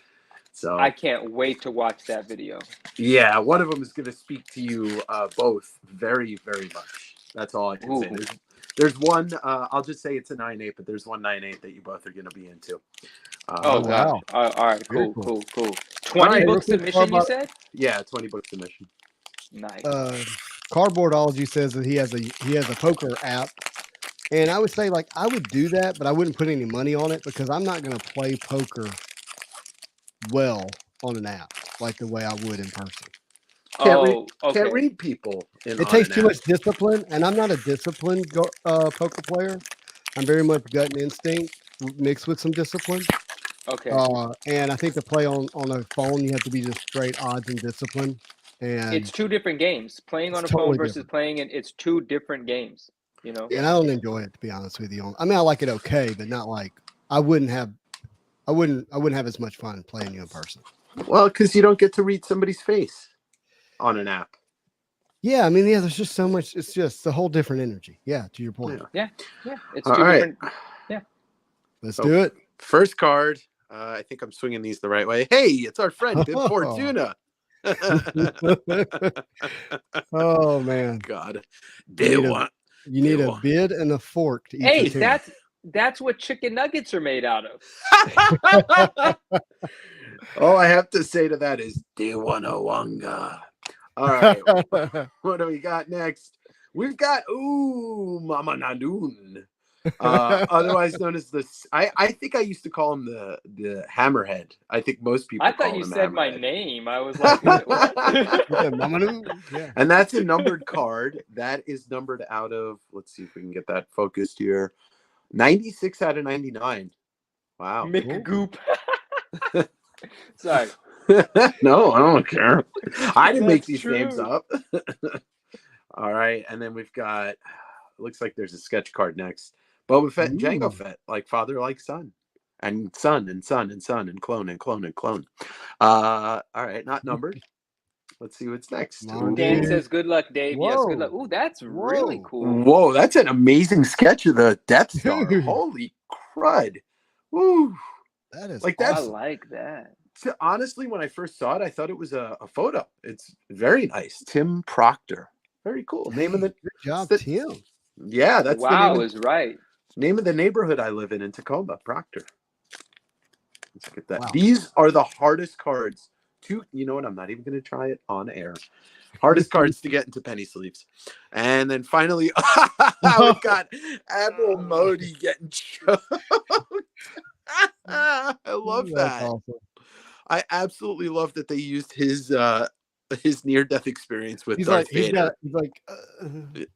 It's one of the most, I mean, like, and I know we're talking out of the news element, but it's one of the most effective scenes in all of Star Wars, like hands down. It's interesting to me because, like, in A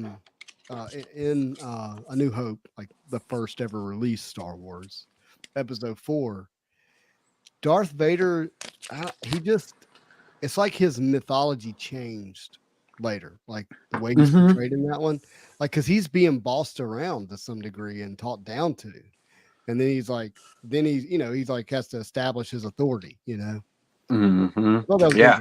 where if you actually follow it chronologically now, he's already has that by the time you get to New Hope, like he's already established himself. And it's funny because, like from, I don't know, I think that Vader is the greatest character arc of all time in anything.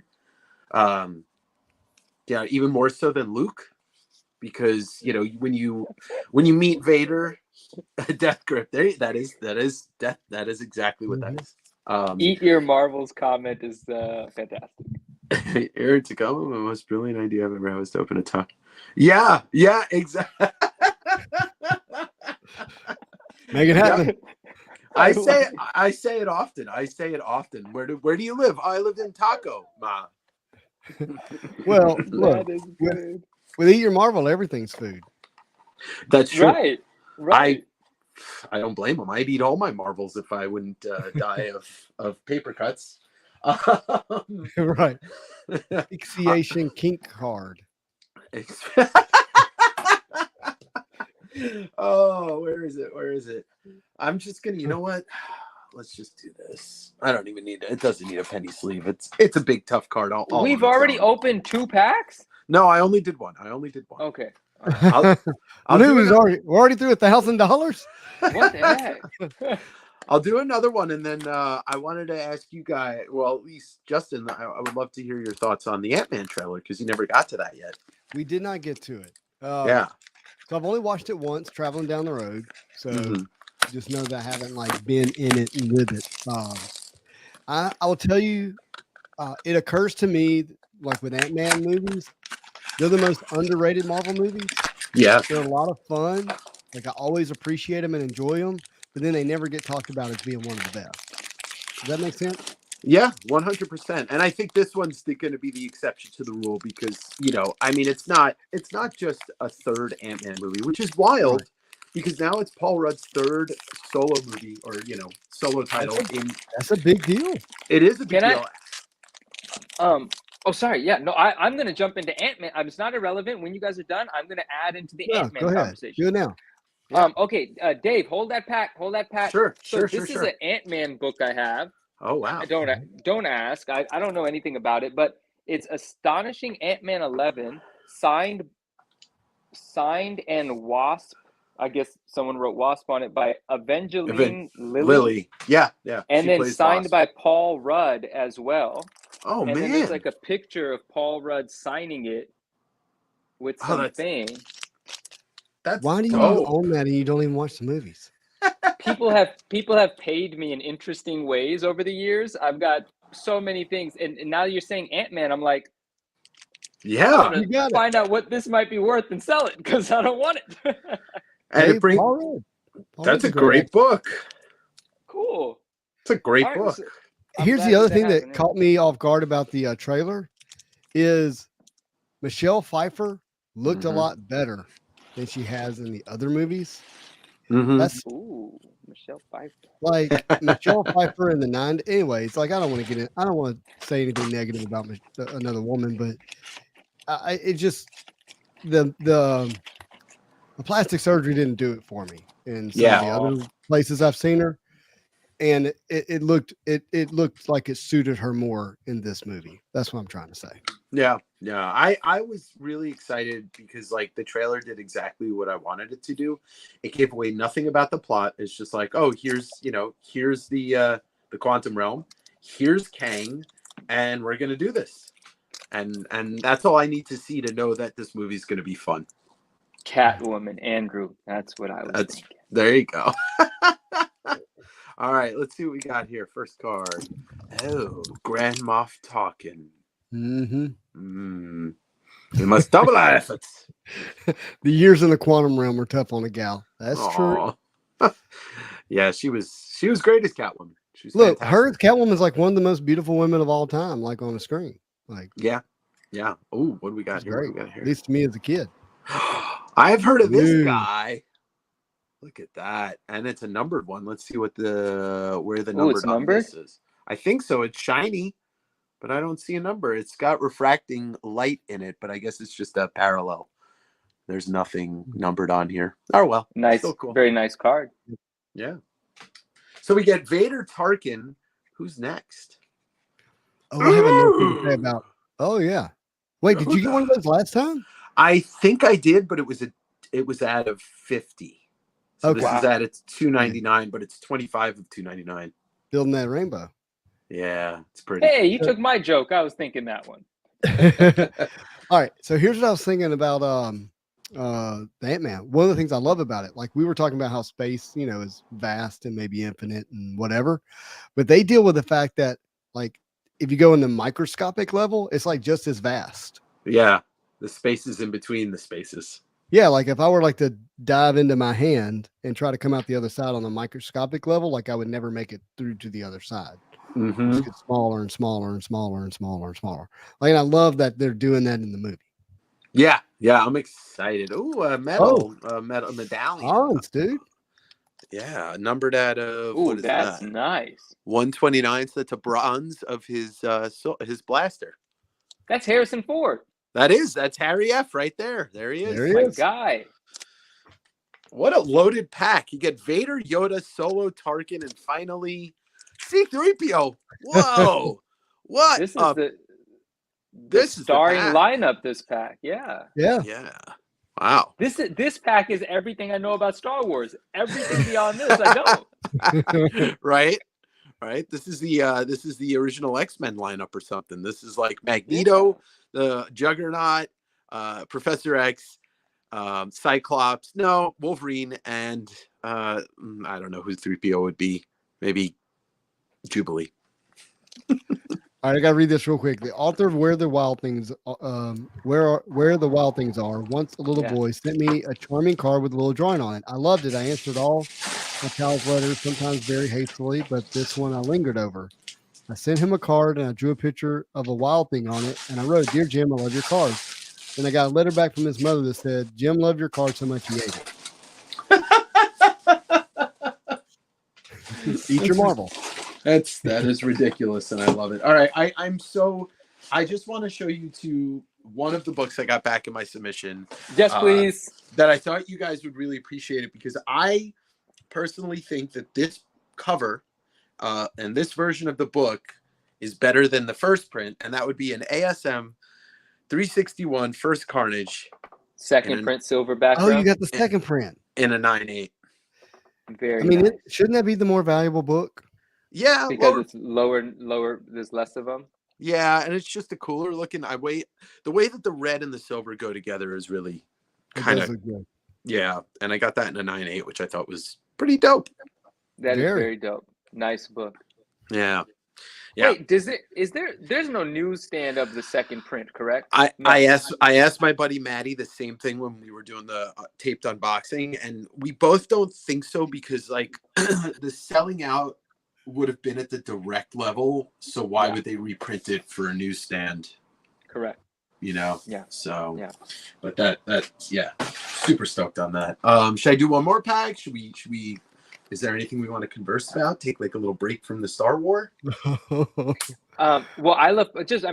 adding to that book, I Love Podcast said, I love the silverback for 361 and 362. That's right. 362 That's has right. a second print as well. That's So correct. They did 4 silver foil ink second prints. It's ASM 361, 362, 101, and I forget the issue number, but whatever the first appearance of Silver Sable is, they did a second print of that as well.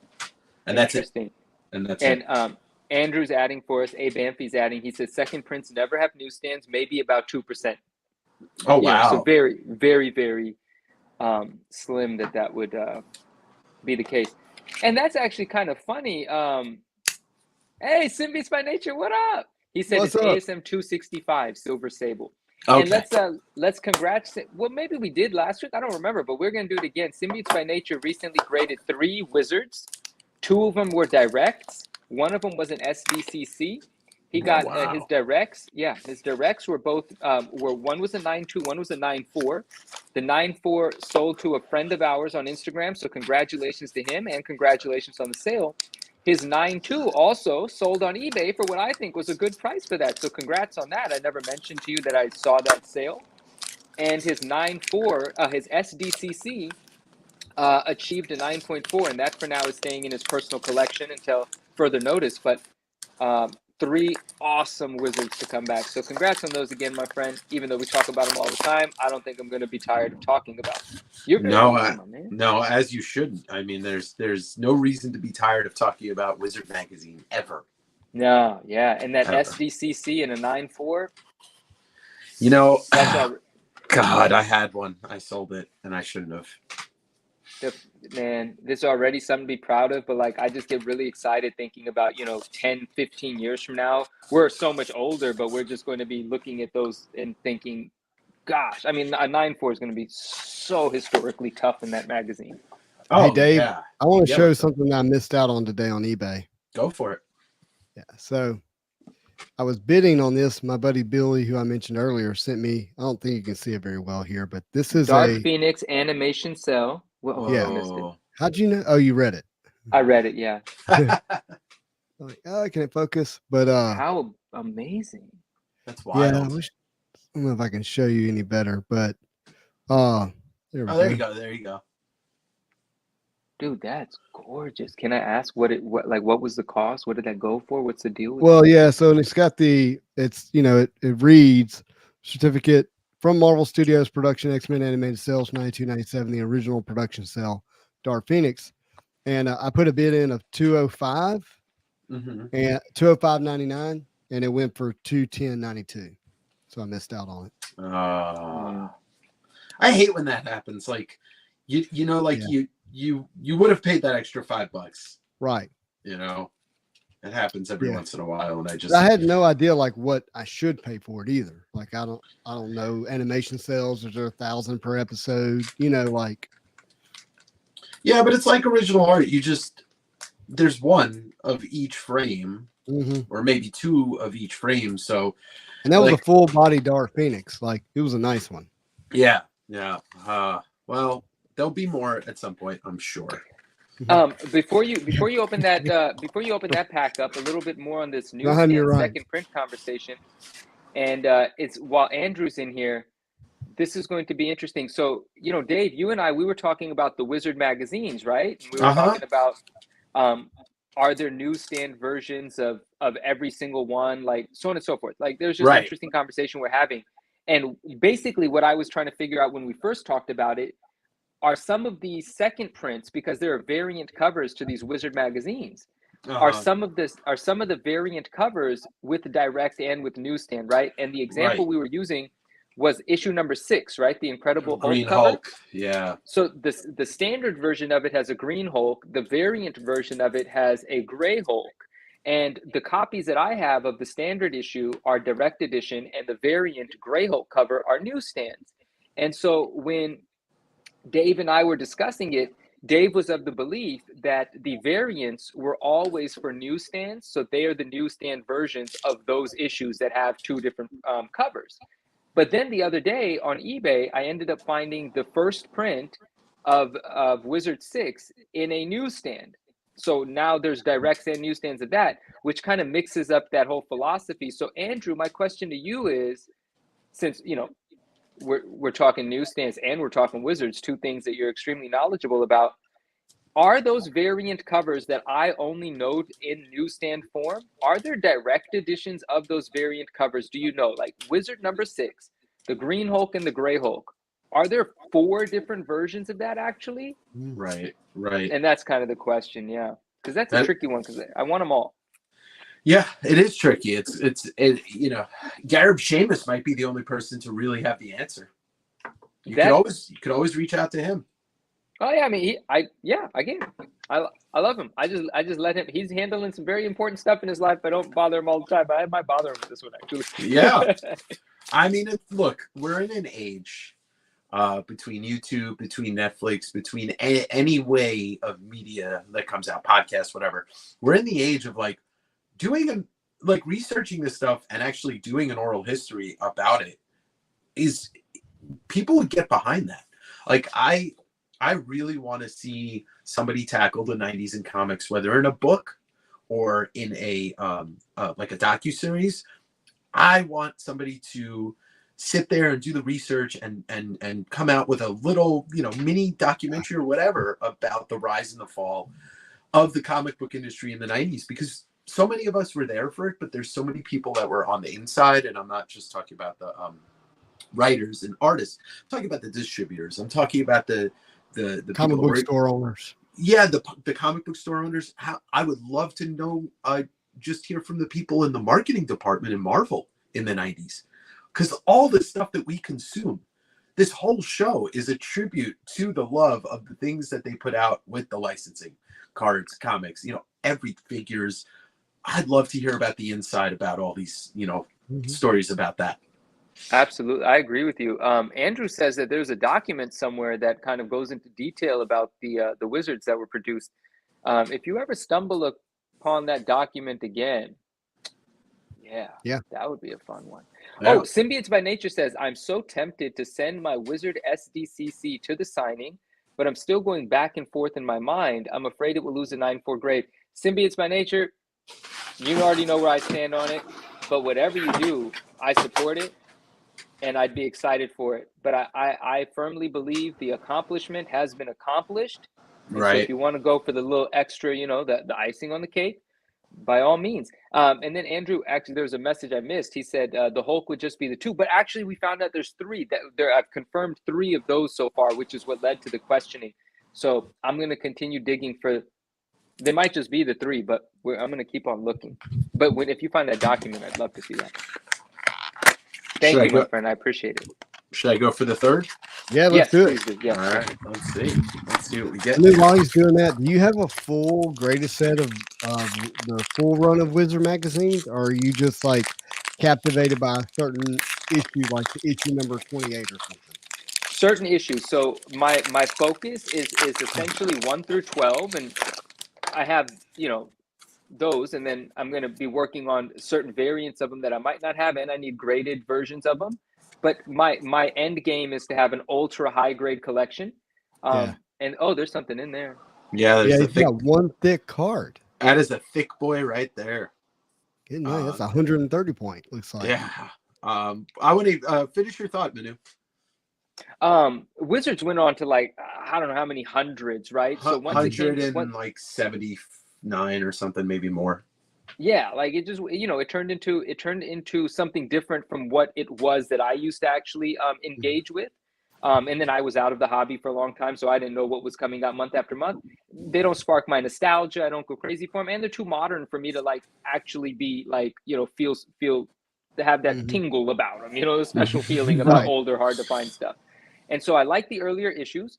But even when you get out of the beginning, the reason I like 1 through 12 is, if I'm understanding correctly, after issue number 12, the wizard cloak was never worn by the characters on the cover again. Yeah. So there's a historical significance to owning 1 through 12. And then there's some variants in there they're fun to find. Like issue number 7 has 2 versions, and the other version, the Flash version, is just impossible to find. And then after that, I just collect the covers I love. Remember I was talking about issue 75, that beautiful Lady Death Halloween. Yeah. Cover. I need that polybag. I don't own that polybag. That's a beautiful book. I'll have 4 or 5 of them, and I'll be fine with owning them. And so that way, it's just going to be cover love, but beyond cover love, historical significance of the earlier issues. Probably I'll be in the first couple of dozen or so. And I'll add to that. I think I showed a picture to Manu of my shelf. I have a shelf that's just Wizard magazines, and I'm trying to get all 50 the first issues because all the numbers are just going to look really cool in a row. Yeah. Except number 1 doesn't have a number because it's not square bound. Yeah. It's the only one that's manufactured the pointy way. And I actually know you saying that from a video of yours that I was watching where you were out comic book hunting and you asked if they had wizards and you went into that story about how you wanted to display them all, but issue Yeah. one wouldn't sort of, display the same. Andrew said, explain the 3 again. Sorry. Oh, no worries. So issue number 6, the Green Hulk version, the standard version of it, there's a newsstand and a direct. And I had never seen a newsstand of the green version, but it's on eBay right now. And then the 3rd version of it, as we know it, is the Gray Hulk variant, which I only ever see as a newsstand. So Right. Green Hulk, direct and newsstand, Gray Hulk, only newsstand. The 4th would be if there's a Gray Hulk direct, which is not likely, but I didn't anticipate to find a newsstand of the green as well. And he says, oh, I see, very cool. I love when we get to have these conversations. This is awesome. Mhm. Yeah, IG-88 is going to be the first card in this pack. Bounty Hunter. I love IG-88 just because of the way he looks. Doesn't have any lines or anything. What's going to be next? Ooh, Mon Mothma. Yeah. Who? That's pretty cool. I have to watch the new episode of Andor. Speaking of Mon Mothma. Yes, she's very awesome in that show. Yes. All right. What do we got next? Ooh. Oh What wow. in the world? Scum and Villainy, but it's a wood panel card, and that's General Grievous, 46 Out of 50. 50. That is Wow. very cool. It's a very cool card indeed. It's got some nice wooden texture to it. Okay, here comes. I'll do the thick one last. Okay. So let's see what's here. Oh, nice. Orlando. Cloud City. Oh, that's so cool. Love me some Lando Calrissian. All right, we got a thick one. It's probably gonna be one of those medallions, I'm assuming, but oh no, it's not. What is this? Stormtrooper. Trooper Shield Bunker inner panel. Is this like supposed to be a piece from the set? Shield bunker. Goodness gracious. If that's a piece from the set, that's really dope. Yeah, I guess. So an authentic wall panel from the Imperial Shield Bunker on Endor. Sweet. I like that. That's Yeah. Not Andor. Indoor. Endor, yeah. As opposed to outdoor. Oh, that's I'm here pretty all cool. night, folks. Yeah, and he does funerals, bar mitzvahs, weddings, whatever you need. Justin, am I supposed to tell you how long we've been on so far? Yeah, we're gonna do this box and we're gonna wrap it up. Oh wow. Oh yeah, that's right. We're not allowed to go 4.5 hours tonight. That would kill Justin, and he has to be here next week. All right. Justin's got all kinds of things to do. All kinds of stuff. Hey, I got my thing tomorrow, but it's not. I sit all day and I prepare for it. So. Hey, how was the awesome. show? You set up at a show. Oh yeah, I did a con on Saturday in Tacoma called Grit City Con. It was fantastic. I sold a bunch of books. I met a bunch of people that watched the show. I ran into some people that I know from the area just collecting comics. First solo con I've done under the West Coast Avengers moniker, and I had a blast. Is there any Marvel cards? Nice. No, it was mostly comics and like artists like Randy Emberlin was there, and but it was more comics focused. There was no cards at all.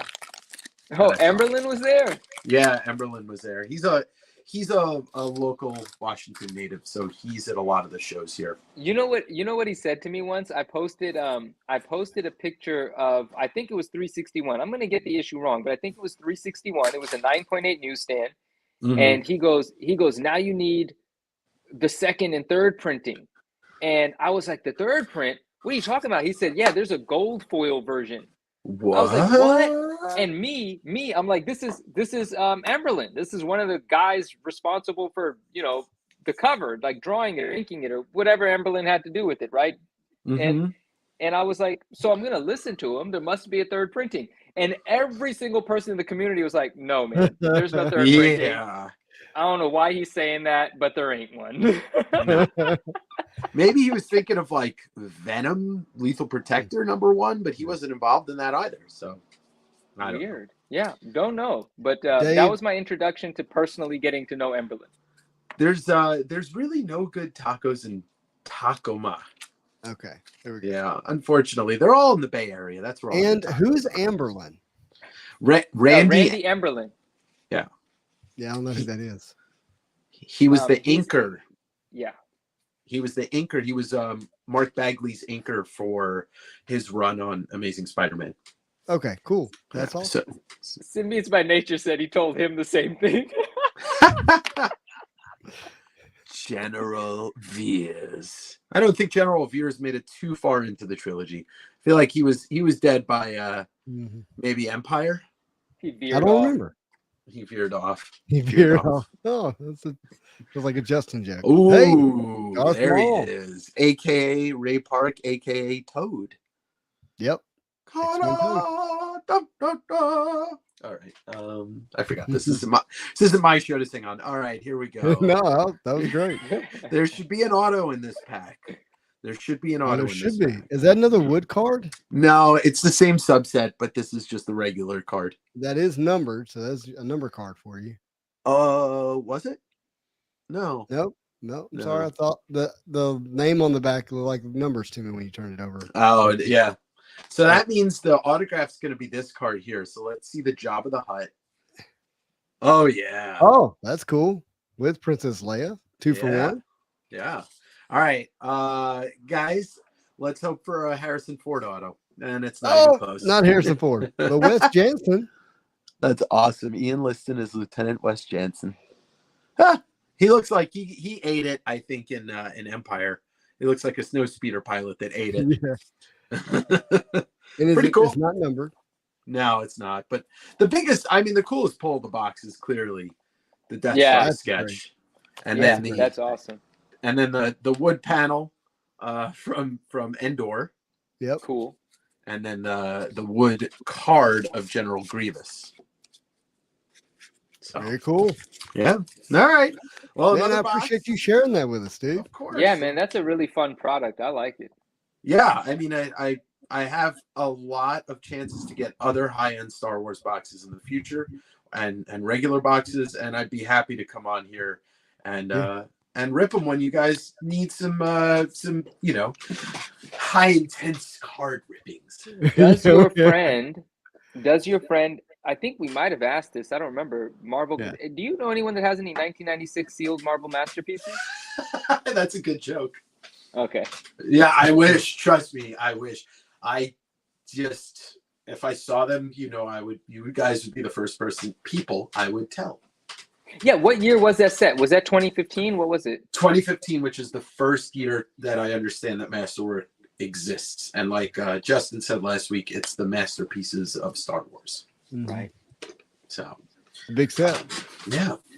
But yeah, thanks for having me on. Yeah, man. If you run across some Marvel cards, that would be awesome too.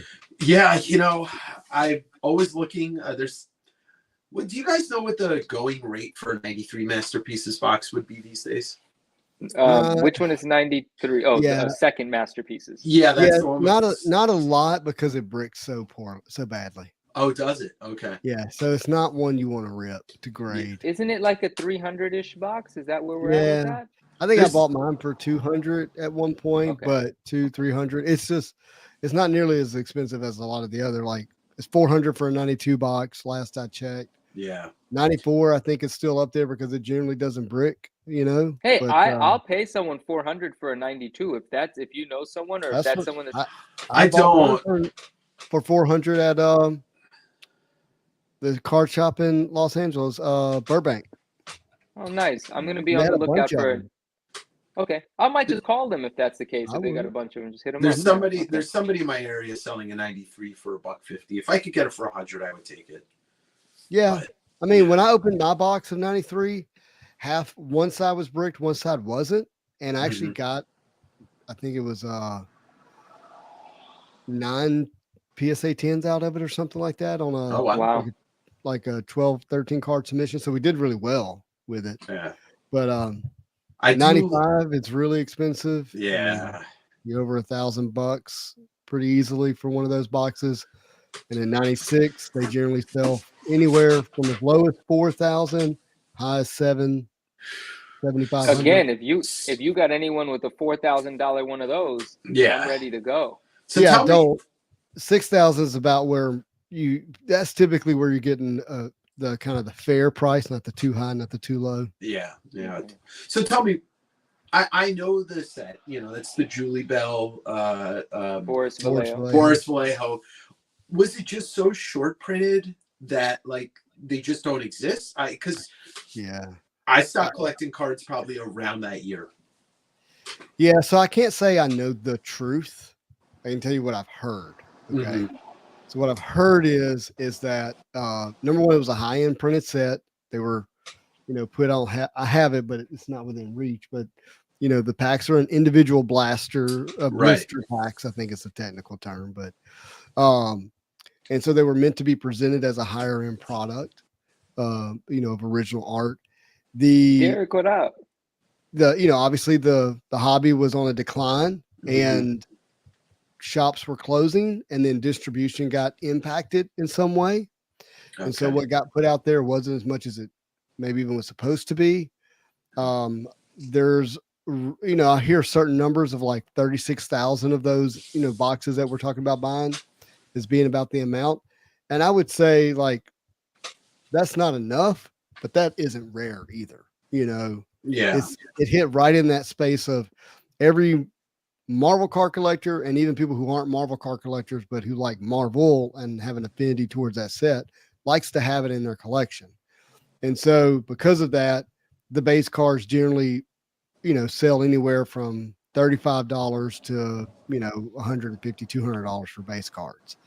And then when you get into the inserts, which are the gold canvas, and then the double impacts, the canvas cards, they're actually not that expensive because they were one in every 2 packs, if I remember correctly, where the double impacts were like 1 in 4 packs.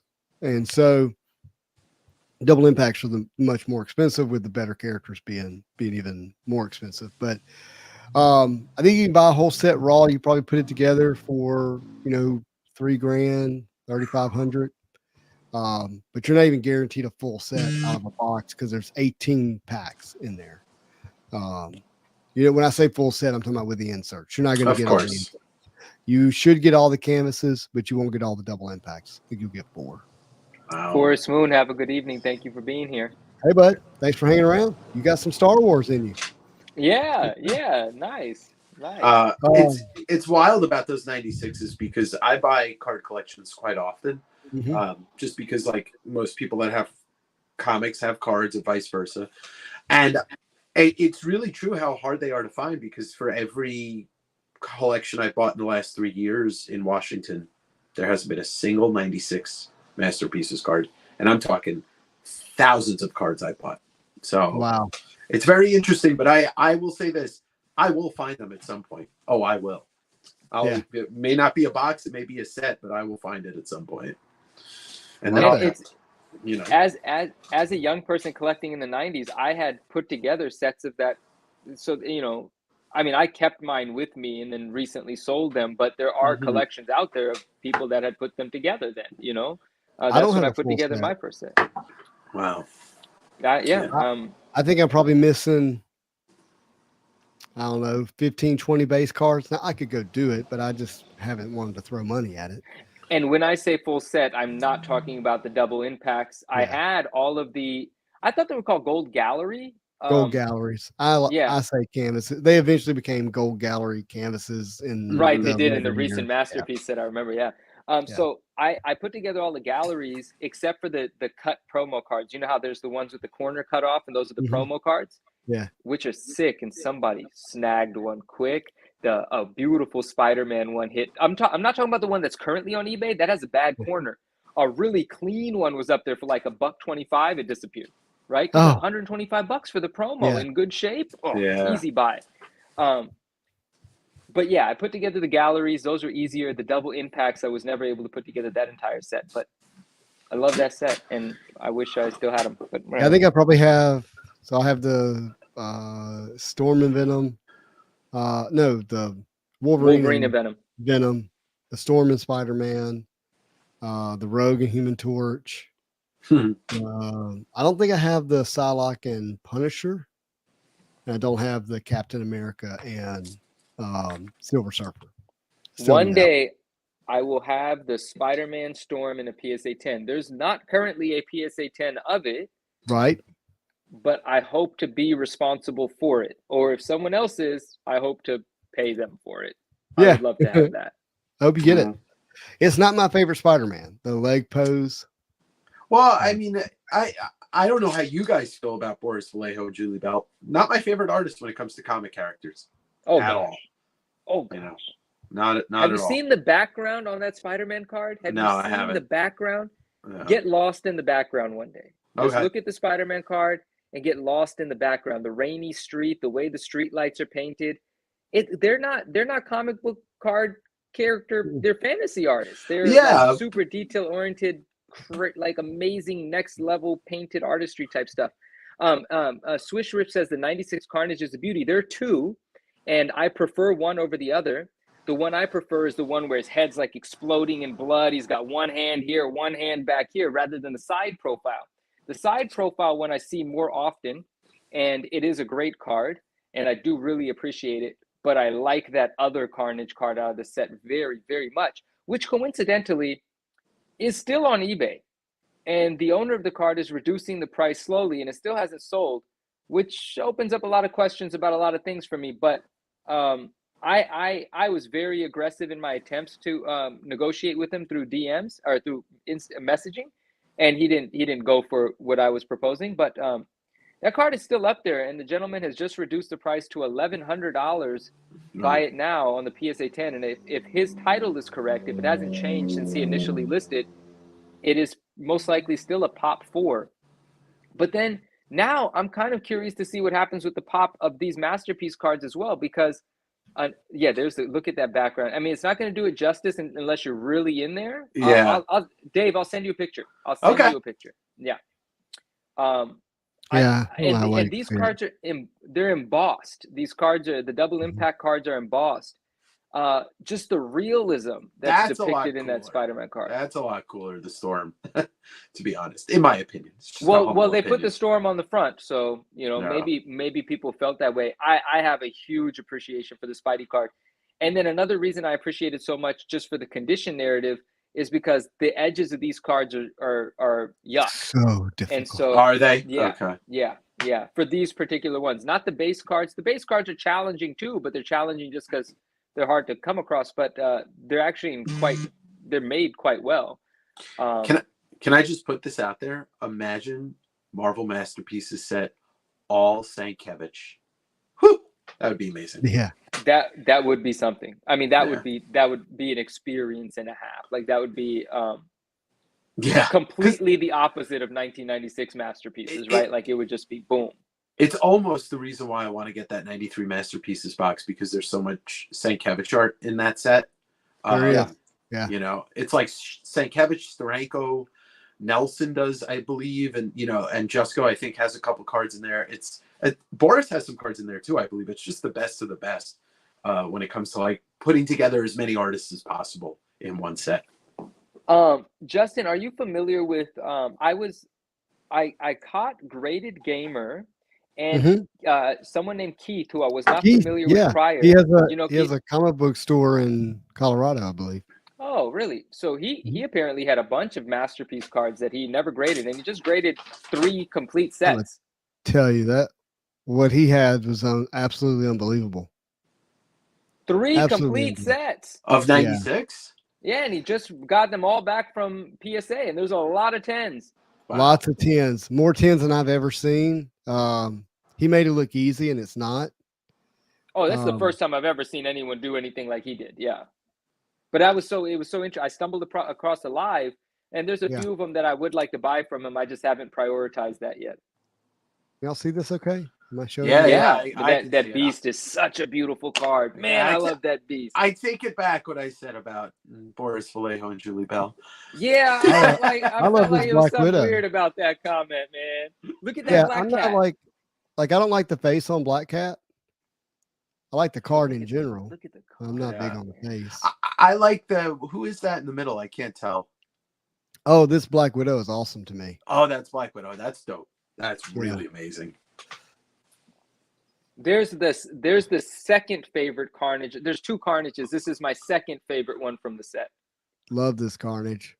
It's a 6-hit I don't know who the character Crystal is, but they couldn't have done her any better. Yeah, Wow. she's yes.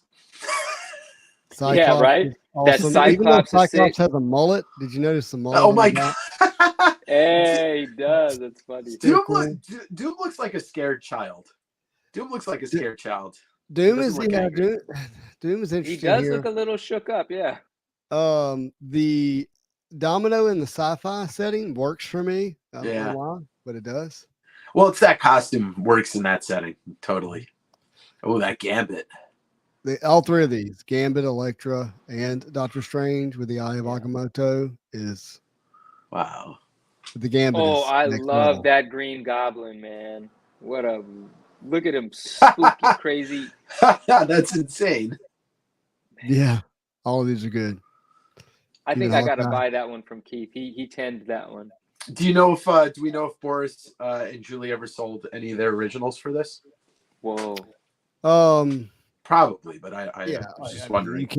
you can't even find these. Like they're locked up. Yeah. Wow. Is that Onslaught? Oh, Holocaust. Holocaust, yeah.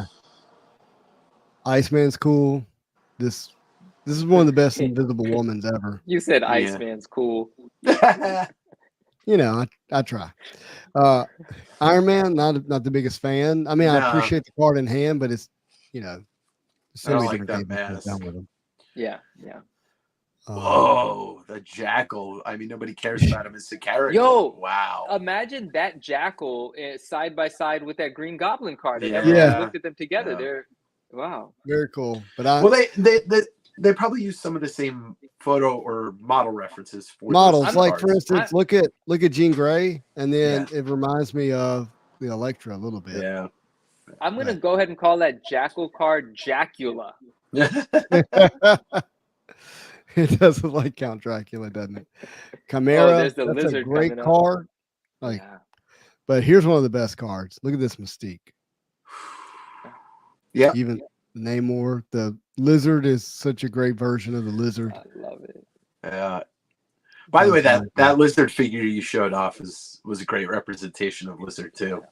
Yeah, it's such a good one. I love these are good. podcasts, and I always thought that was Dracula. Jackal looks Look like at Dracula. Oh, everyone's already on Professor it. X. Yeah, Yeah. very cool. There's the Psylocke. Wow. What a Now I card. like this My Psylocke goodness. better than I do the Double The Impact. double but impact. some people will start giving me some flack about that. I don't understand it. You know, Interesting. I take back everything because I honestly don't think I've ever seen any of this set. I thought I did, but none of this is. I'm not recognizing any of these images. I'm Yeah. glad that this is happening for you then. And I will say, seeing that Sabretooth, the Sabretooth from the gallery set, I do not like. From the insert set, Because I it do looks not like that Wolverine, kind of.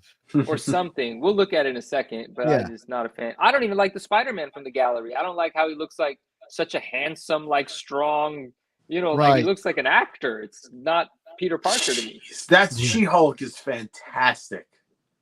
Yeah. I love that She's She-Hulk. holding a refrigerator and she's got a picnic Yeah, I love that. at the beach.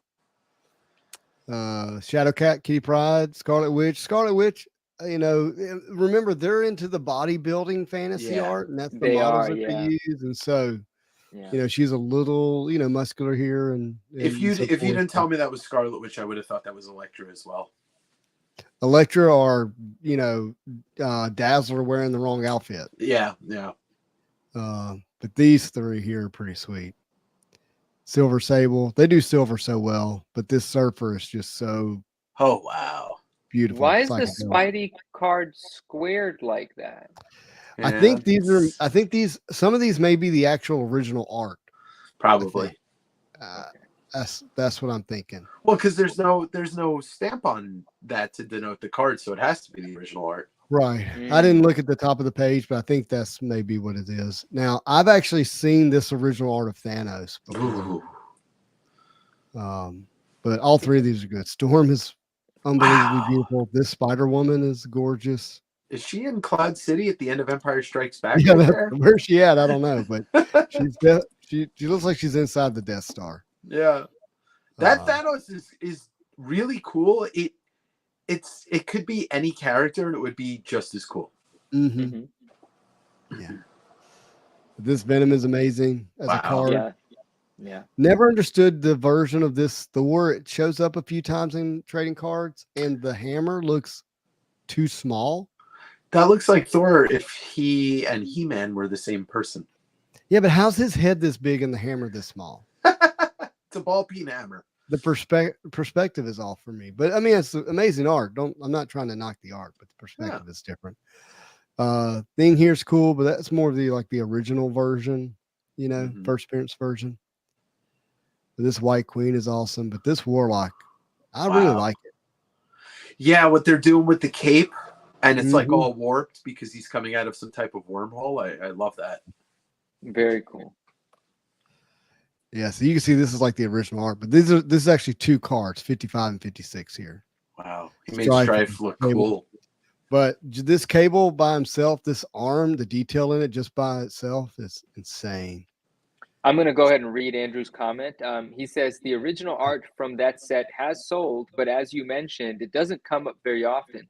The Spider-Man Manu was referring to has actually traded hands a few times through public sale. Wow. Oh, okay, cool. Not aware of that one.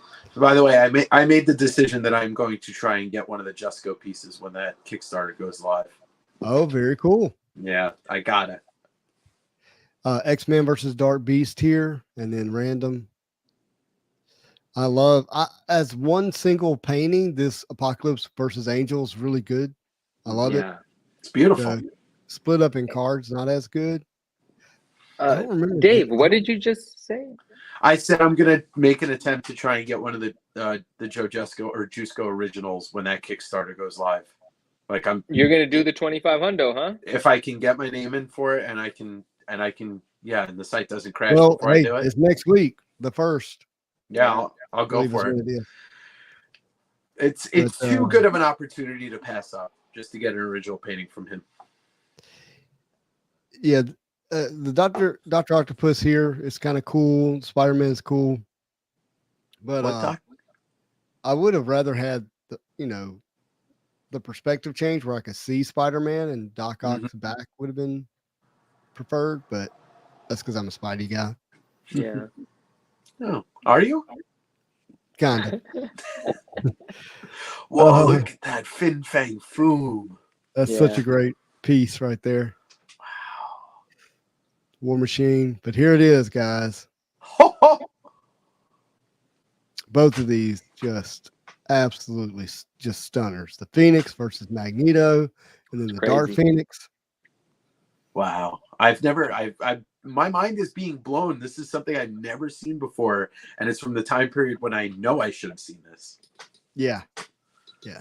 It's really a stunning set. It is. Yeah. Captain, Red Skull. Pretty cool.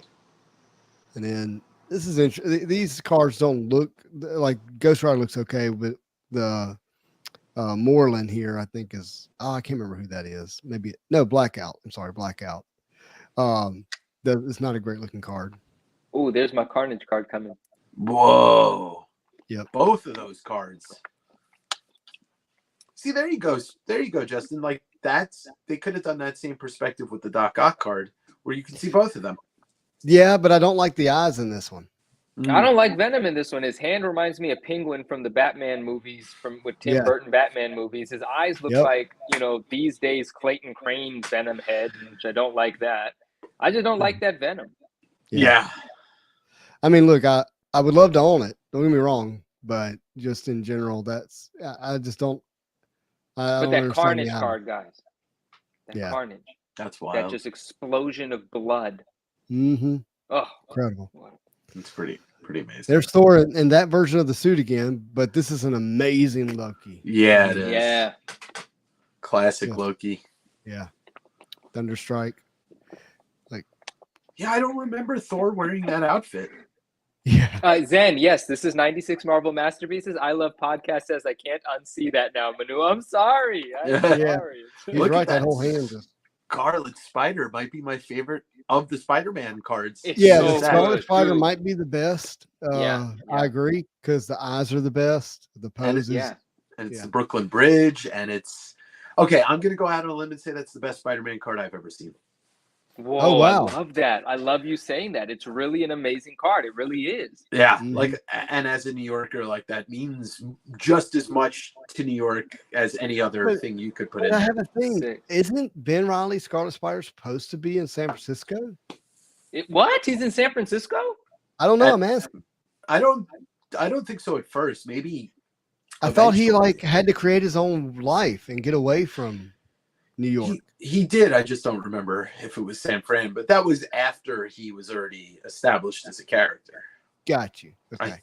think. But the other two Spider-Mans, it's the eyes. I can't.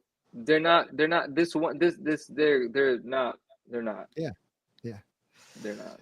I love this giant man because he's in front of this stingray here. And I'm like, I'm just imagining that's Boris's car, and he's like, I mean, Julie like painted it in there or something. Yeah. that Ant-Man's great. It really is. Yeah. Oh, And here we go. Look okay. at these Wolverines. I'm seeing the Wolverine on the right before. That's an image that's been used a bunch of times. Yeah, 100%. Yes. They're all good. Even Wolverine in the sewer here. Mm-hmm. It's Good. very cool. But the Weapon X is just clean. Yeah. Here's this Daredevil on the right. He just it's like I don't know. It's I don't know. Look, I mean, I'll say what you're thinking. It looks like he's blind, so he didn't know where the bathroom was. Well, and it was like a piece of meat like wrapped in like sausage or something. I don't know. But it's cool, but it's definitely the workout, Yeah. voided up version of Daredevil. But Yellow Right. suit, Yellow suit Daredevil looks great. yeah, for sure. And then here we have 3 versions of Hulk. Oh, Professor Hulk's the one on the right, I guess, or Smart Hulk, or whatever we call him. Yeah, his jeans didn't tear. No. What? Oh, We got these are the more Hulks. promotion. So, okay, I was going to ask you, either of you, promo cards for this. Where were they in? Were they in Wizard? Were they in previews? Do we Oh, I don't know know- the answer to that. That's a Do we great know where question. we can find Whoa. them? Yeah. Wait, so that Cyclops card is only a promo card? I mean, No, that's is the gallery exclusively- card. Oh yeah, okay. I was about to say, wait a second. What? Yeah, these are Okay, gallery and promotional sets, but got it. I love how he's like cutting through the card and Yeah, it's revealing sick. himself. Absolutely. But this Magneto is top notch. Ben was born in a lab in New York and operates out of the Lower East Side for sure. Anti-Hero Okay. Comics says. Okay. Thank you. Thank you. I don't remember this Sabretooth, but there it is. That's the one I'm talking about. It's not a good looking card. That's what I'm talking about. Yeah. And that Wolverine looks like Beast. Oh, okay. So I was talking about the base card, and you were talking about. Okay, I got the images confused on where they were at. I but the don't Wolverine- like the gallery insert set. There you go. Like that's not Peter Parker to me. No. You It's a know, middle-aged that's man. The Yeah, Magneto's that's cool. No, the Magneto's amazing. the top row's dope actually. It's just the bottom 3 I'm gonna go ahead and say because that Cyclops I love, but that Sabretooth, that Peter Parker, and that Beast that's called Wolverine doesn't Yeah. make sense to me. I didn't know that was Wolverine until you said it. Yeah, you have Why is to his you hair have to blue? read it to know it's Wolverine. Yeah. Plus, this lighting on black hair, but Mm. all right, but here it is. Ooh, Bishop. this is the Solid. double impact set, man. Wow. Yeah. Makes an impact, let me tell you. It does. Double impact. Yeah. Rogue is absolutely amazing. I don't know where she is, but who cares? Yeah, it's sick. Yep. And then the Surfer is just one of the best cards ever made. And Wow. It's very Oh, good. wasn't that the box, like the box image? or- Yes. Yeah. that is It correct. is, yeah. Yeah. That's correct. The Wolverine's cool. The claws. I mean, it's just different. What's going on in the background? I mean, it I works. like it. I'm not into the Wolverine. I don't for some reason that's just Wolverine's not a this guy. Yeah, but Yeah. it's definitely the fantasy showing up quite Yeah. a bit. Yeah, absolutely. Absolutely. That- I It's forgot funny about they don't Beast. have them. They don't have them next to the back of their own cards. But Right. yeah, Right, like the Venom. Yeah. yeah. Punisher Beast. Human Torch is cool, and it makes I'm that telling card you, so hard to grade. It's on the This road. Beast this beast that you see here on the left, this Mhm. is the person in that gallery card. Yeah, it is. It is. It's the same. It's the same person. They made a You mistake. sure it's not that one? So, and then look at that Captain America, man. Wow. Look at that Spidey. It's so good. The face on that Spidey is so good. I will say, going back through this way, that it is the best of the Spideys Oh, for sure. in the set. In the set, yeah. And that's a very unique amphibious venom. What amphibious? Amphibious. Amphibious, yeah, the Yeah. amphibian version. The amphibiote. What is this artwork like? You got Okay, a so card. he's just saying it's the same cards, but he's saying this is in the 96 packs. You could pull a redemption card that you would mail in to get the original art. Wow. And so I did not know that. yeah, and so if you were to pull the redemption card today, like it's worth a lot of money. You can't redeem it anymore, obviously. But Mhm. but he's saying that the Beast, the Elektra, the Gambit, the Human Torch, the Silver Surfer, the Spider-Man, the Storm, the Wolverine, the Venom, and the Wolverine were the redemption cards. Okay. Wow. That's And amazing. You've seen the big prints, the Mhm. Yeah. Captain America. and- How do those hold value? The Master Prints. Not Not yet. that I'm aware of them. Okay. All right. So. So yeah, I'd love to find out where and what places the promo cards were inserted, because there were obviously promo cards because they did promo cards for every set. Because that's a good way to possibly find something that's worth grading if it's in like a previews magazine, but it's polybagged, or if it's in a Wizard issue and it's polybagged, you could still pull high grade cards out of those things. I don't think any of the 96 promo I don't remember any Wizards having 96 Masterpiece promo cards. I'll Yeah. put Not the that I link know to that every single. article that I was looking at in the chats for people. Oh, that was impressive to see all Yeah, that that. was a good tour through memory lane there. It was fun. Yeah, Andrew Yeah. said something pretty accurate. He said it's some of the poses that throw off the look of characters. To me, in my opinion, he said 92 is still his favorite, and it's very easy to love 92 masterpieces. Oh, I want to tell you guys. Usually, I like showing you the card, but I'm now the owner of a PSA 10 of the Spidey card from 92 masterpieces. Did you buy it or Oh. trade for it? I bought it, Did and you I pay bought more it than for. 600? Say it again. You cut out. What Did is? you pay more than 600? No, I paid less than it's ever sold for before. Congrats. I bought the bottom sale on the card so far. I don't know how it happened, but right after I bought it, another one sold for $35, $55 more than I paid for it. So I was like, hey, Wow. validation. But it's the Wow. market right now, man. You can buy cards. That card is $1,000 card, Yeah. and I'll just tell you, I bought it for $500. Wow. Yeah, everything is screwy right now. Did you buy it on auction or buy it? Is it got sharp corners or rounded corners? Rounded corners, but Okay. rounded corners. I still haven't seen a slab sharp corner card. I know they exist because you and Johnny Bravo have mentioned them. I haven't my seen them yet. PSA 10 sharp corners. It has the sharp corners. Mhm. Oh, you did say that. That's very cool. Yeah. So to answer the question, Dave, I think the rounded was, corners may what be in more the world important. is that?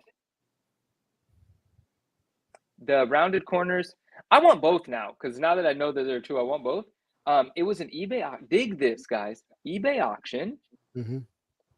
I'm just gonna. Here's everything. eBay auction. I had a number. I was prepared to pay for it. I was the only bidder, and it didn't go anywhere near my number. And I got it for the initial bid of $500. That card Wow. is sold for $1,200 multiple times. That's wild. Yes. Yeah. Mhm. The low sale that had me excited was a sale for $760. And I thought, oh, this is ticking for below 1,000 now. Let me get in here. And my bid was actually $777. Wow. You had your lucky numbers in there. Yeah. And I got it for $500. Wow. And then, No, you keep going. Manu just bit back.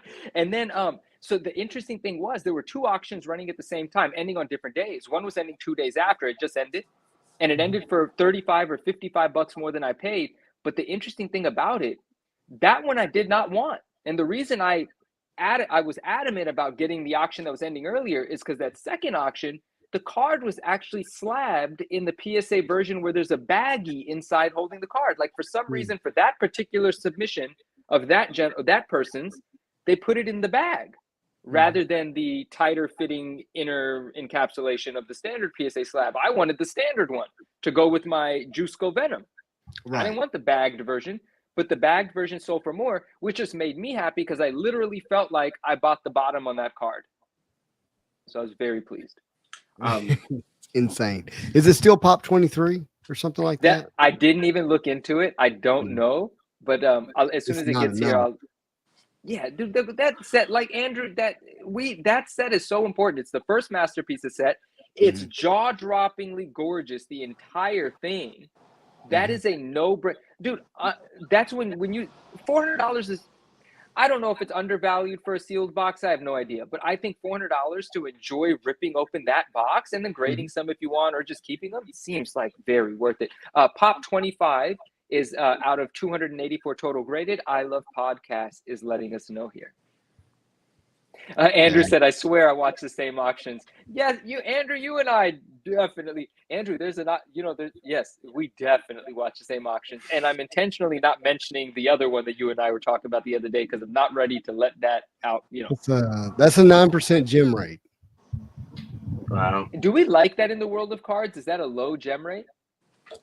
I mean, for like PMGs, it's 2 and 3%. But those cards are so notoriously. Yeah, but they have 8 corners. For some of the thicker ones, like 2017, that's where I'm thinking of the gem rates. 2017, Spider-Man Metal's not gonna. I mean, they may not gem at all. Yeah, those things are watching. But I mean, my point is like that pop can go up, but it's not going to explode. Yeah. No. I love that. I'm just so happy. It's not even in my hand. It's going through eBay authentication, so. Eventually, you know what? I'm so busy. I think I have some cards that say they've been delivered and they haven't been delivered. I gotta get on top of that. Wait. Oh no, you have to get on top of that. You cannot be. Wait, no, yeah. What the heck? I know. It's a lot going on. Thing I was gonna say about eBay auctions, and I don't know if you guys have noticed, but Amrit, hello. Amrit says hi, everybody. Hi, Amrit. I was gonna say, have you guys noticed on eBay auctions versus Buy It Now is that everything on auction is ending almost exactly 15% lower than anything that's selling at a Buy It Now of that same item, because it's like a plague right now. I'm watching it. For example, I've been holding an NYX3 and a 9.6, the first Laura Kinney X23. Buy It Now is on eBay and from $815 to $800, and then every single auction of a 9.6 is ending at $675, $650 across the board for like the last 3 weeks. And I don't know what's going on, but that is why you probably got that card so cheap, because auctions are just ending a lot less. Yeah, the market, I mean, right now there's just less, it's a buyer's market because there's less buyers in the market. Right? Yeah. People are kind of concerned with stuff. And the whole narrative of, oh my gosh, the market's down, like just hearing the headline gets people to believe that, everything's about to end. I love what's happening. I love the prices I'm picking up cards for. And then again, I'll say this, truly scarce, truly rare, it has not gone down in price. I mean, stuff that there's 1 or 2 of, 3 or 4 of, that's a different story, because the people that are chasing those do not care what the market conditions are. It's 2 people that want something that only 2 of exist. That's a different story. And I love things of that sort, which I actually am going to bring up the thing that I didn't want to bring up yet. So there's an item. Maybe I'm not supposed to. Heck with it. There's an item related to Wizard magazine, and it came out before the Wizard magazine, and it's a little printed on white paper, folded up. It's literally this big. It's a little square. It's called the Wizard Pocket Price Guide, and it says Wizard in an entirely different font, because it was before the font was finalized for the publication. I actually own printed material of Wizard with the original Wizard font, other pre-release items, but this pre-release item I actually do not have. I knew it existed. That had been verified for me on several occasions, as well as Garib had shown me his copy of it as well. And so I was always on the hunt for it. Now, it's called the Wizard Pocket Price Guide, and a week ago, one popped up on eBay. And it popped up for, presumably by an account that was not aware of what it was worth. And I screwed up. I screwed up multiple times with this listing, but that's fine. It popped up with a starting bid of $120 or a best offer. Now, I'll tell you what that makes me think. Aslan said, I found it, I bought it. Well, congrats if you bought it, because it cost you $1,000 to do so. But I'll tell you why now. I mean, it's an amazing thing, and I hope we can all find them. There's some other details I'll give you about them in a second. And so it was $120 starting bid or best offer, which led me to believe that this gentleman selling this item would hope that he just gets his $120 for it. Right. That's why he started the bid at 120. Or else if you know it's worth a lot, you start it at 99 cents because you know it's worth a lot. You just let it do what it does. He set it at 120 because he was like, man, I hope someone just puts this one bid in. I don't know what this folder. It makes it sound like I would even take less than 120. Mm-hmm. Which is why I was stupid enough to offer less than 120. Like the opportunistic weirdo that I am. Like I never can pay the asking price. I'm Indian. Right. If I don't get less than the asking price, it's going to be someone else's item. You know? And so I foolishly sent an offer for $99 like a dummy. Now I will say this, it was beat up, but let me tell you about this item.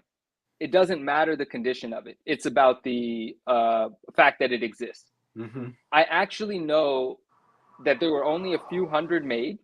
This is like really cool stuff we're talking about here, like stuff I really don't actually want to say. There's only 200 of them ever made. And these were made prior to Wizard ever coming out. This was Garib Shamus saying, I want to print up this pocket price guide and mail it to people to let them know what I'm thinking that I might want to do. Literally, he printed them up, put stamps on the actual thing and sent the actual thing out. So it's like a postcard on the back of it. So some of them have stamps on them, which I've never seen one with a stamp. This one was unstamped and beat up. In any case, it sold for $951. Wow. $951 for a little faded piece of paper, which I love. Like, I'm just saying that for effect. The fact that it is a little faded piece of paper, homemade price guide, is priceless to me, because what that led to is everything that it led to. That was the inception. And it was just the purest ambition to do this and hope people care and then turn it into a bigger magazine, and all of it played out. And so that thing is extremely rare, like never pops up. This was the first one I've seen in 2.5 years, and I think Andrew can attest to that. And apparently there were enough people on eBay that knew what it was to make that thing cost $1,000 in that condition. So it went auction and got bid it up, or to get best offer? Yeah. Oh yeah. When I sent the $99 offer, someone obviously put the bid in for 120, which makes the best offer auto decline. The best offer option goes away, and the bidding began. And on day 2, it was already at 250. Day 4, it was at 3 something. The final day of the auction, it just started ticking. And in that last minute, there were 2 people that were fighting it out. Somebody came over top and took it. And we don't know what that person's final bid was. Who knows what he was prepared to pay, because eBay works in incrementally, right? And so that condition of that item was very poor, but that does not matter. And so now a couple of cool things are going to happen here. Let's see what he said. Now the problem and my concern with these is finding one that is too mint. They essentially just photocopy and can be easily duplicated. We're going to have to be careful about that. And that's actually funny, Andrew, because somebody asked me, they're like, is it real? And I said, just look at how crappy the condition is. It's definitely real. Like, that was my verifying whether it was authentic or not. And so that's actually a really good point. And now with the amount that it is sold for, yeah, people will try to probably do that. But we should keep in mind that if these things start popping up readily, they probably aren't real, because these aren't the sort of things that are out there like that. These were thrown away for sure back in the day. You know what I mean? Like it showed up in somebody's mailbox. They didn't know what it was. I'm not saying it was thrown up because no one appreciated it, but at that point in time, no one knew what it was. They didn't make it 35 years. It was only 200 to begin with, or a couple hundred. And so the good that could come from this is that people will recognize how valuable they are, and they will come to market, and we will have an opportunity to add them to our collection. And that's what Andrew did to kind of talk me off the ledge. He said, don't worry, man. There's more coming now. Like this is going to sell for a lot. There's more coming now. It's all good. Right. And I'll probably have to spend a pretty penny, but I need a few in my PC. I have a few.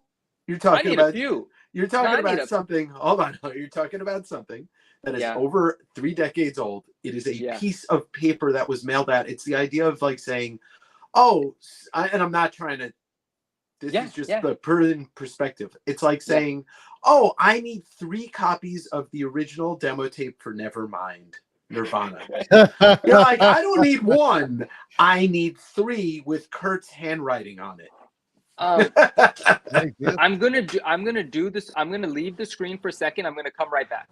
Okay. And then I'm gonna finish that. And then I know Justin has to go. Justin, I'm so sorry, but this has to happen. I'll be right back. Yeah, let's do it. So basically, he's gonna come back with an original demo tape from Nirvana. I'm gonna be back with some cool stuff. Some really cool stuff. Some people are already aware of this stuff, but some people have not seen. No one has seen the other things. There are a couple of things I'm about to show no one have seen, but some people have seen some. Everybody get ready. This is where he unzips his skin and he turns the camera back on, and it's Gareb Sheamus.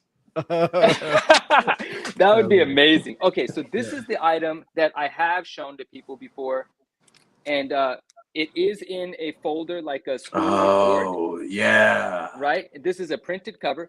This is the prototype of the Wizard. Like it's in this bag right now, but this is what brought us together. Wow. This is what brought us together. You're absolutely right. Yeah. And so this was passed around at the board meetings and stuff to discuss what this magazine was supposed to become.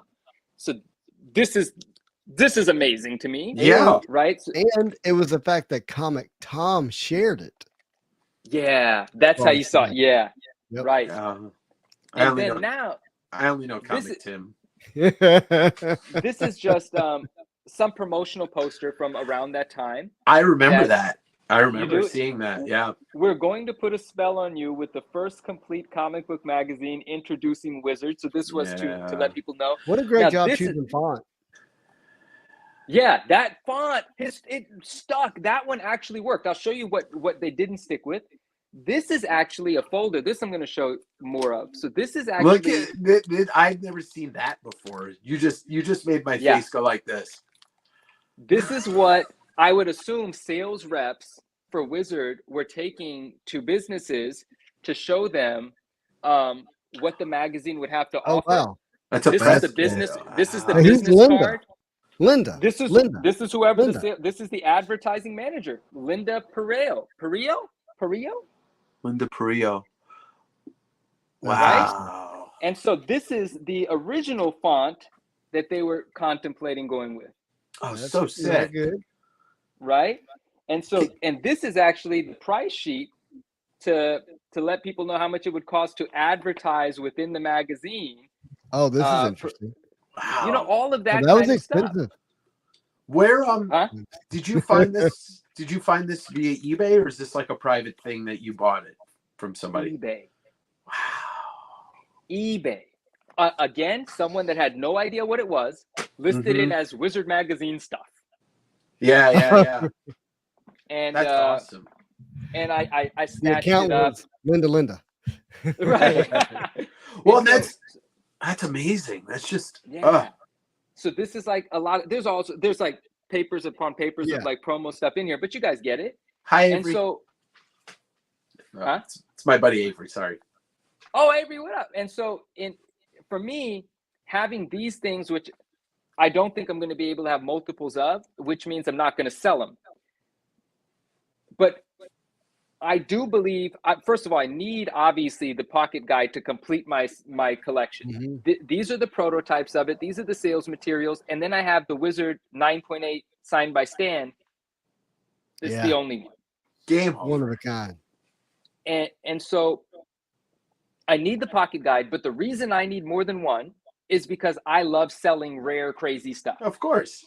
I am not going to sell my only one, but by golly, I'm going to be a seller of that item. Mm-hmm. What happened? No, I have something to show both of you, but we could do it off Oh. the air, or I could do it on the air. Anti-Hero It's a- Comics, yeah, it's the press kit. I know, it's Yeah. cool, man. Thank you, man. I really appreciate it. Totally cool. Yeah. The rare That's stuff, I specialize in the rare stuff too. Like, Yes, you do. 1 sec. Let's Oh, go. I'll be right back. Let's go. I got to get in That's touch with amazing, Linda dude. Perillo. Yeah, you do. Look her up on Let's Facebook. find her. 3 Marcus Drive, Wesley Hills, New York.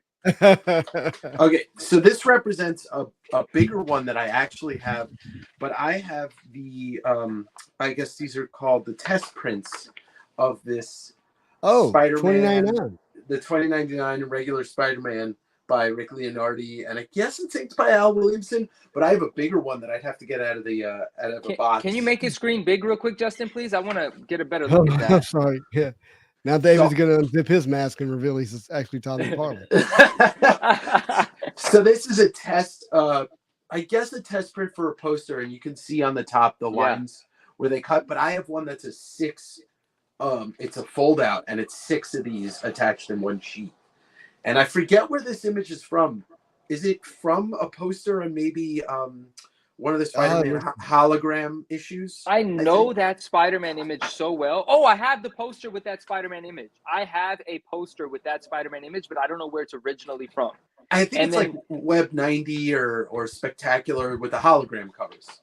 Yeah. Oh, that's one of the hologram Spidey images? Or no, it's one of the posters. No, he's saying it's in that inside. book. Oh, got you. Okay. Yeah, so I have a set of test prints from this that I found. They were sold on eBay like 20 years ago, and I got it in a collection. But I love stuff that. like that. I love stuff that Yeah. you just, like, because it's all out there. It exists, or it existed, because they, Marvel, like the companies that produce stuff like this, they didn't throw out their original, test runs and stuff like that. Right. So that press kit, and I can only surmise this from my time in collecting a lot of movie memorabilia, is that Linda Perillo, she had a box of those because she would go around to companies and say, here, we're putting together this magazine. So the person you got that from, I wonder if she passed away and, they were just selling stuff from her estate. Who knows?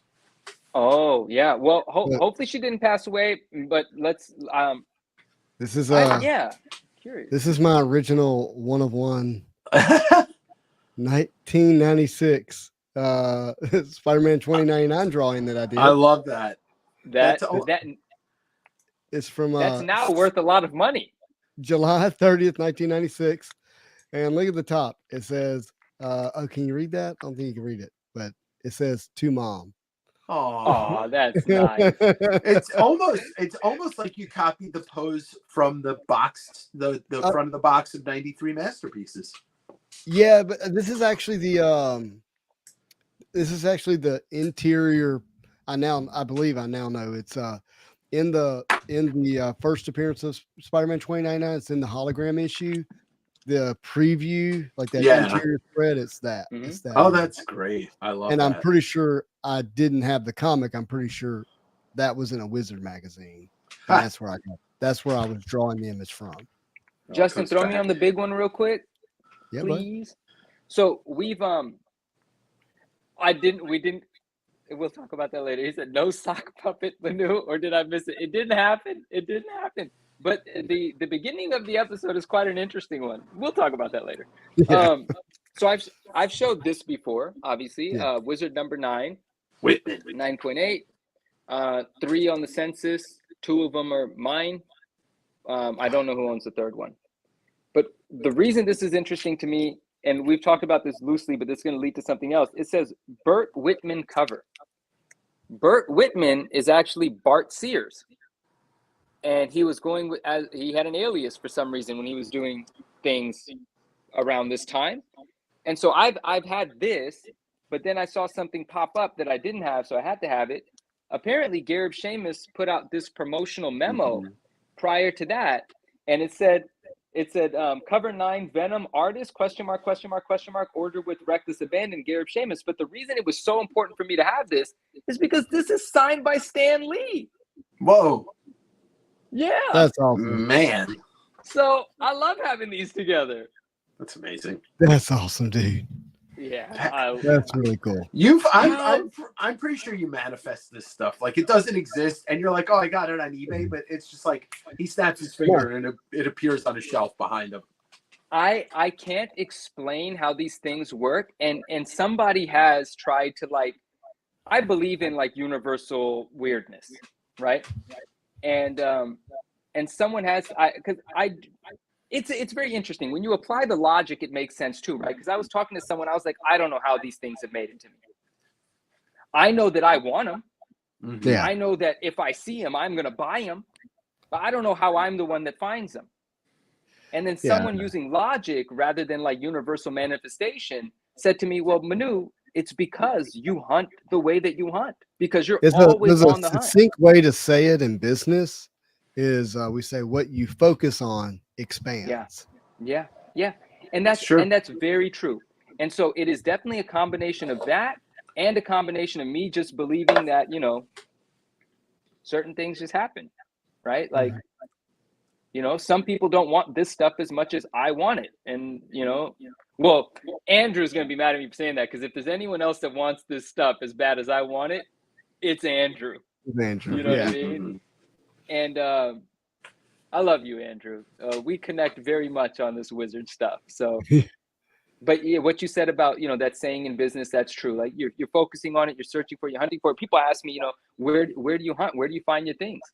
And it doesn't matter if I tell you where, because that's not how it happens. It happens because of how. How persistent are you? How much time are you spending? You know, when you have a free second anywhere, are you looking through your saved eBay searches? How aggressive are you? I can tell you where, but I'm gonna get there before you. So what does it matter?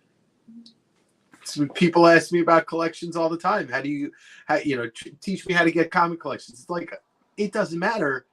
I'm going to be there before you. I'm going to talk to this person before you. They're going to like me more than they like you. Right. I'm, you know, and like, I'll go home with whatever it is that I want. And, you know, it's just, you can't teach that. It's inside of you. Like my dad said, I get more on accident than most men on purpose. I love that. Yeah, I love that. I love that. Man, anyway, dude, what you just said and what you just said, absolutely. Absolutely. I didn't think I was going to be able to put Leon there. But. And that's no offense to anybody. It's just, it should not be underappreciated. The intangible is the reason things happen. Not what can be explained, not the direction that can be given. It's the other stuff. That's what separates. It is just, it is what it is. You can't read it in a book. It just is what it is. And if you get caught up in it too much, you're just going to end up like this guy. Oh gosh. Well, at least you don't look like this.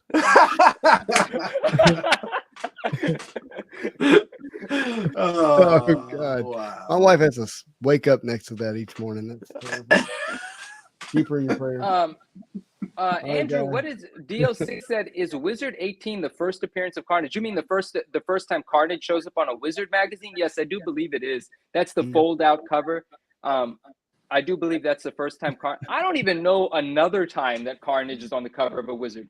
There is a Wizard special called I forgot what it's called, the Dark Special or Dark where it's like a side profile view of him. And it's it's a black cover. It's Carnage on the front, and it's a bunch of the villains inside. But that was a special. I don't know of another issue that has Carnage on it. Oddly enough, not that I can't name one either. Besides the Bart Sears Venom Spidey Carnage. We have to let Justin go now. Yeah, guys, it's been a great show, but I do need to go. My wife was right. I told her I'd be 2 hours, and I'm bad at my responsibilities. Sorry, I won't open another box next week. Okay, no, please do. No, guys, I have to tell every Tuesday. I look forward to it. It's always better than even I think it's going to be. Well, this was a blast. Yeah, thank you. And yeah, this is episode 28. I went back and looked, and I was like, why did I mark last week 28? It was. That's 27 last week. This is 28. This week is episode 28. So we're trucking towards episode 30. I'm very excited. And this is 2 episodes in a row with Dave on them. Dave. It's me. Welcome to Hi. the show. love it. Very cool. Everybody, if you don't know, check out West Coast Avengers on YouTube and Yeah. Instagram. You know where to find Manu, and you know where to find me. So I know where to find these guys. Love Oh, you it's all. cool. Thank you, everybody, for being here tonight. Yeah. Amazing night. Thank you. have a happy Hallows Eve, Halloween. Yeah. We won't Ooh. see him next Tuesday. Is it's first, the holy day. We'll see him. This is our last episode until after Halloween. Yeah. Happy Halloween, everyone. Yeah. Wow, enjoy that night. Enjoy the rest of this month. I really love this month. Yeah, enjoy. Enjoy the hockey masks and the butcher knives. You know, Right. all that stuff. Yeah. For sure, guys. Y'all have fun. And as always, I hope you have a marvelous day.